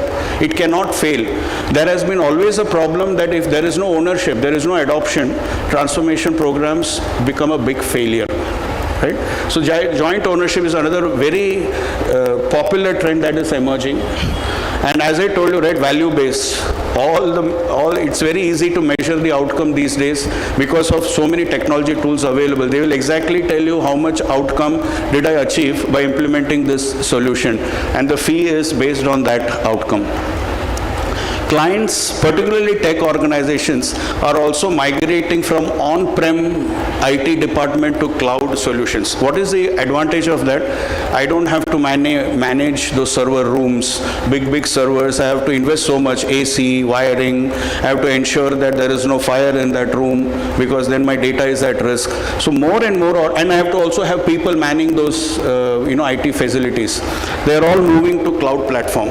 Amazon Web Services, Google Cloud Platform, these are really minting money, and if you ask me, they will be minting more and more money going forward. That's so, because most of them are going to adopt cloud platforms as the solution. And these days, initially it was all waterfall method of deploying these programs. Going forward, it will more and more agile-based deployment approach is taken. I have a small problem to solve, let's implement it. Waterfall is, I sit down and define everything over a period of time. By the time I complete designing it, the technology landscape would have changed. Whatever I had thought of in the design, it becomes obsolete. But I'm not able to implement it. So that is why agile deployment is increasingly gaining importance and popularity these days. Last but certainly not the least, there is a disruption, right? Because of all of this automation and enhancements and improvements, all of that happening, there is definitely a disruption from a workforce perspective. I think the best way to manage this, and this is also a change management topic, because when you are, and I have faced this myself, I am facing it myself when we do implementation for big clients. The workforce is anxious. They say that if you are getting 95% reduction in manual effort, what will happen to my job? What will I do? Will you tell me to go home? Will you show me the door? We'll have to manage those anxieties. And the best way to do that is upskill them. Okay, it is very important for us to keep the workforce motivated. We have to upskill them. Okay, that is why we are saying higher order skills, upskill them, and more organizations are realizing this. And I also enrich their roles. I tell them, now you will be a strategic consultant, you are a strategic finance strategist, rather than a person who was just doing bank reconciliation, right? So this is how you can really manage that disruption, which is a natural outcome of such transformation programs. So this is again, these are typical areas of future technology which is going to come up. Again, no April Fool's Day. This is actually happening in the globe. India adopting it is also happening. Adoption at India level is also happening. You can just play that.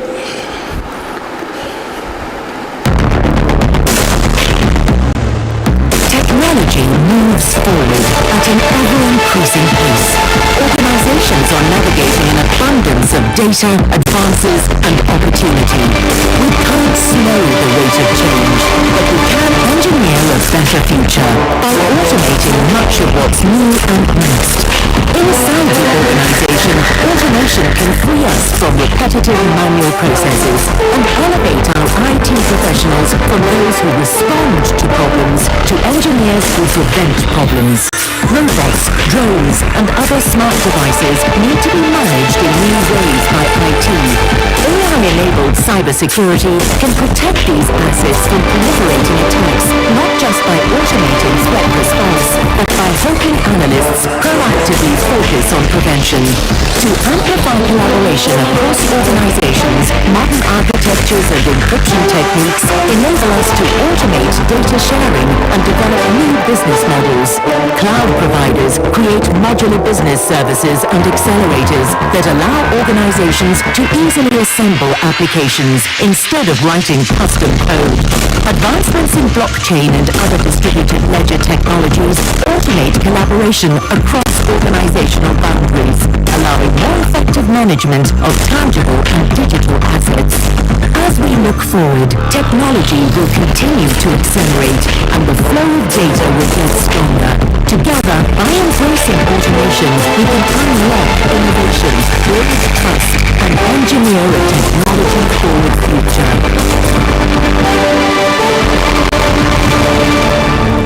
So this is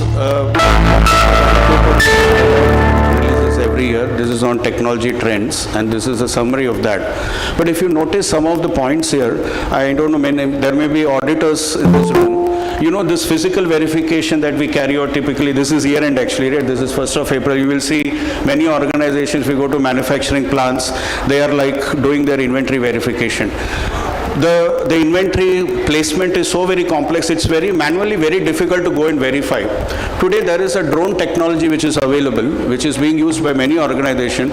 Actually the drone goes and does the physical verification and it automatically updates it back to the accounting system so that there is hardly any human effort involved in physical verification, right? And there are some very interesting areas. You know, this distributed ledger is gaining a lot of popularity these days. Of course, in terms of India adopting it, there is still some time, but these are all going to be the trends in the next 3 to 5 years. It's moving very fast, and it's important that we are aware of this, and we also are kind of, aligned to adopting this in our respective organizations or wherever we are working, right? So we'll move to the next video. Yeah, before that, so these are some 4-5 important topics. Automation is one of the one that really stands out. As of now, there is more and more focus on automation. So robotics, process automation, there are many tools in the market, right? There are many solutions in the market. And I think Mr. Satish ji mentioned, right? The cloud solutions which are happening today, they are also industry focused. There are many, like Amazon Web Services, for example, or Google Cloud, they have automation solutions which are very specific to industries, pharma or CPG, and also within that specific process areas of planning, reporting, so on and so forth. So these are some 4-5 areas which are really, one is data. There is a lot of stress, focus on data. Then in addition to that, cloud, as I told, right, many of them are 50 to 60% of organizations are moving from typical on-prem led infrastructure management to everything being managed in the cloud. And the last but certainly not the least is there is also a lot of focus on when an organization adopts cloud, they have to also ensure that it is secure. So there is a lot of focus on cyber security. Okay, that's an area by itself. We have a practice within Deloitte which talks about forensic audit. Okay, cyber security, forensic audit. These terms were not at all known few years back.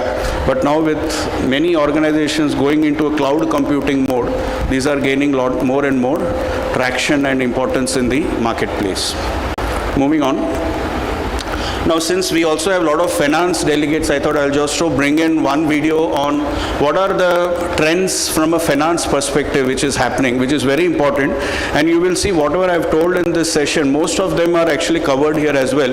But this is because I also specialize in solutions for our office of the CFO, right? What would an office of CFO look at from a technology perspective? I specialize in those solutions and implement it for my clients. So many of this we have done many of these pillars which are there in this video, we have actually implemented it for our clients across multiple sectors. You can play the video. 2025 will be here before we know it. And now, at the halfway point since developing our original predictions for finance in the years ahead, digital disruption isn't the only thing rapidly transforming business. The global pandemic and its corresponding impact to the future of work and finance has left quite a bit of uncertainty in its wake. So what does the future look like as digital transformation continues to accelerate? Here's your CFO halftime report on the 8 interconnected trends currently reshaping finance, with data being one of the key factors. Kicking it off with the Finance Factory. This prediction is on track. Finance will continue to automate at a timely pace, but the focus will shift from operational finance to financial insights. As for the role of finance, this prediction is also on track. Agility and adaptability really separated the winners from the losers during COVID-19. Moving forward, finance will focus more on service, analytics, and business insights, all of which command new capabilities. When it comes to finance cycles, real-time financial data may still be a ways off, so this prediction is currently lagging. However, quarterly reporting will gradually lose its relevance as investors and management continue to require more timely information, which will serve as the catalyst for finance to pick up the pace. Now let's focus on those that are ahead of the game. It's true that finance remains uneasy about the use of self-service data, and the momentum shows no signs of slowing down. As the need for more real-time information will prompt CFOs to rationalize self-service as a way to meet reporting requirements and special requests. The expansion of finance operating models is accelerating, largely due to the pandemic, which underscored the benefits of having a distributed workforce. The model moving forward will be less about cost reduction and more about expanding core capabilities. Enterprise resource planning is also ahead and gaining some serious traction due to multiple acquisitions and functional enhancements by vendors who will continue to stave off competition from specialized applications and microservices. The trend towards a more stringent focus on data integrity is also on track and holding strong. High-quality data is the foundation for business insights, automation, and touchless operations, feeding a number of the other predictions. And finally, we close out our prediction updates with workforce and workplace, both of which are on track. Remote work is here to stay as hybrid workplaces become more common, and finance sets its sights on hiring people who can configure and customize digital tools to generate insights. There you have it, your halftime highlights. It's been quite a game so far, with some rather unexpected yet very influential players. We feel increasingly confident in the continuing momentum toward these 8 finance transformation trends, with the years ahead holding great promise for CFOs who intercept them. What does the future of finance look like for your business? Download the Finance 2025 Revisited Report today. So if you see the last this video, it actually talked about upscaling the workforce, right? It talked about how workforce, first of all, hybrid working model is going to continue, right? And all of these tools will only help us to achieve the objectives in that hybrid working model, for which upskilling the workforce becomes a very important agenda which many of the organizations are embarking on. It is not only restricted to finance, even other functions are keenly pursuing this initiative. So we come to the last slide here. I would like to summarize, the key takeaways. Many of this looks, many of this was kind of more of a dream in the past, but all of these are actually happening. All that you saw in the videos, you saw those demos and whatever I talked about, they are actually happening as we speak. And this is going to be only more exponential in the next 3 to 5 years, where markets will keep, businesses will keep adopting this. And the whole idea of all of this, what is the one single word which organizations will achieve by doing all of this, is sustainability, right? If they have to sustain in this market, where on one hand you have the regulators constantly changing the requirements. On the other hand, you have competitors who always come up with new things, and you have to always keeping pace with them. You have mergers and acquisitions happening on the other side. Your own organization, they will have a lot of changes happening, right? At the leadership level, at the manager level, so on and so forth. If you have to really survive in that kind of an environment and sustain that dynamic environment, all these initiatives are going to be very, very important. But having said that, from the perspective of the agenda or the topic for the day, which is technology-enabled business transformation, we have to also be very careful when we embark on a transformation program. That's the key takeaway. That there are so many things, it's like it's like a kid in the toy shop. You have so many things that you can invest, but you have to exercise a lot of governance. That is why go step by step, go gradual. Implement the core, then you can start buying the additional solutions. If you buy everything today, you might soon realize that I purchased 20 things, 10 I implemented, 10 I kept in the shelf, those 10 will become obsolete. Your investment is down the drains. So exercise that caution. You have to always ensure that business process drives technology implementation, not the other way around. While you have technology that is there to adopt, but it's very important that you have to streamline your process. Therefore, process re-engineering is very important. You may get the best of the technologies, it will not work. It will certainly not work if process re-engineering is not thought through properly. As we discuss, the trend outcome-based. Because transformation program, and this is going to be common. Every client that I meet, they tell me what benefit will you give me as a partner? That's the first question they had from a program perspective, right? Data governance is very important. Not only during the implementation, after the implementation as well, you need to have a mechanism where you're ensuring quality of data 24/7. Quality, integrity, and also privacy. Because you're a global organization, they will have data across the globe. It could be customer data, supplier data. So data privacy, data security is also equally important that we have to consider and plan for when we embark on these kind of programs. As far as possible, adopt the standard. Do not try to customize or tweak your, Godrej group. They had this ERP called MFG Pro. Okay, they had customized it so much that MFG Pro, as a product company, came and told them, "Sorry, I can't support this." They had even customized the color of the screen, okay, based on the users. Okay, and they finally went for SAP implementation, but it was very difficult. Change management was difficult because client was saying, no, I want a blue screen in SAP or a green screen in SAP. That's the change management that you have to do. Last but certainly not the least, business ownership. And these days it's not business ownership, it is joint ownership, right? Everyone's skin is in the game. The partner, the leadership, and the people who are sponsoring this program. So these were some few key takeaways which are very important.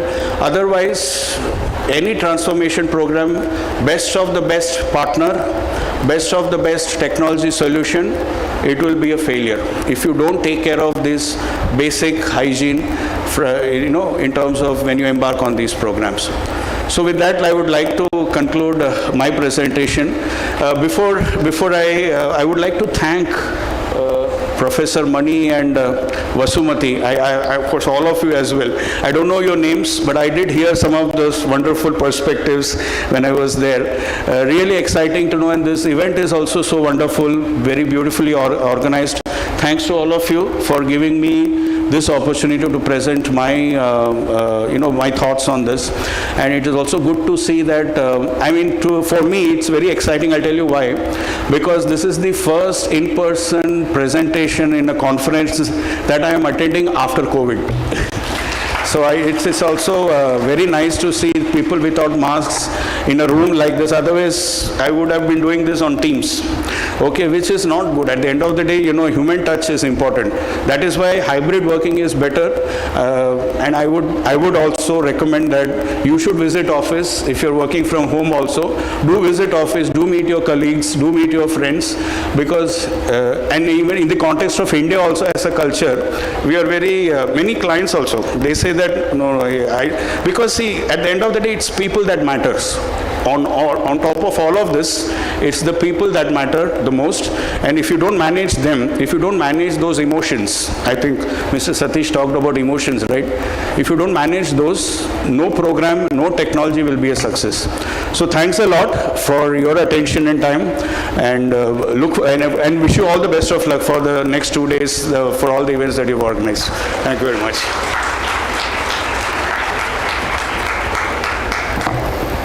Thank you, Param. It was indeed wonderful.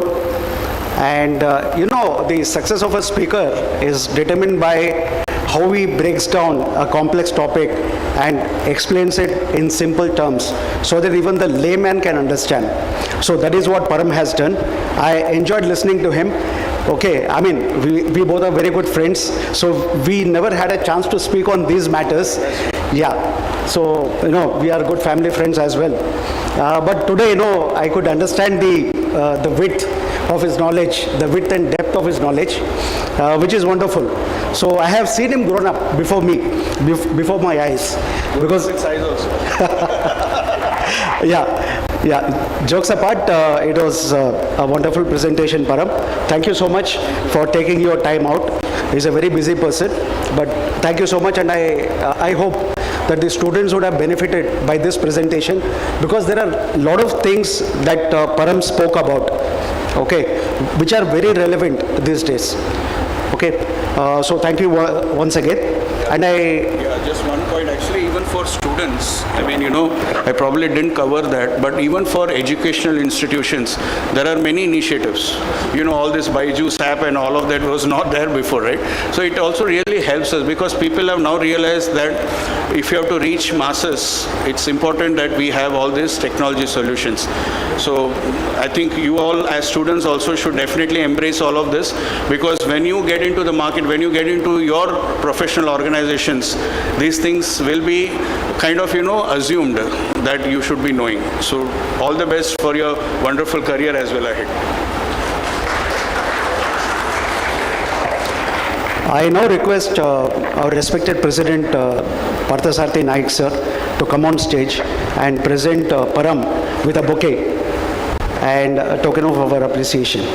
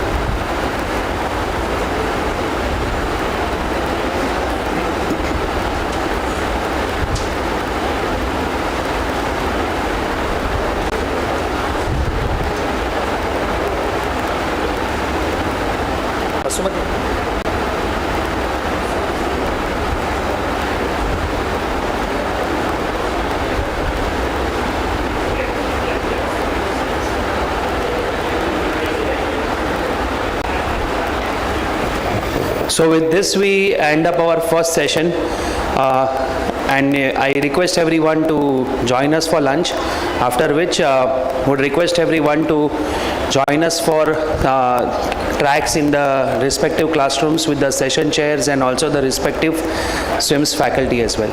Thank you so much. Let's have a round of applause for this event. Thank you.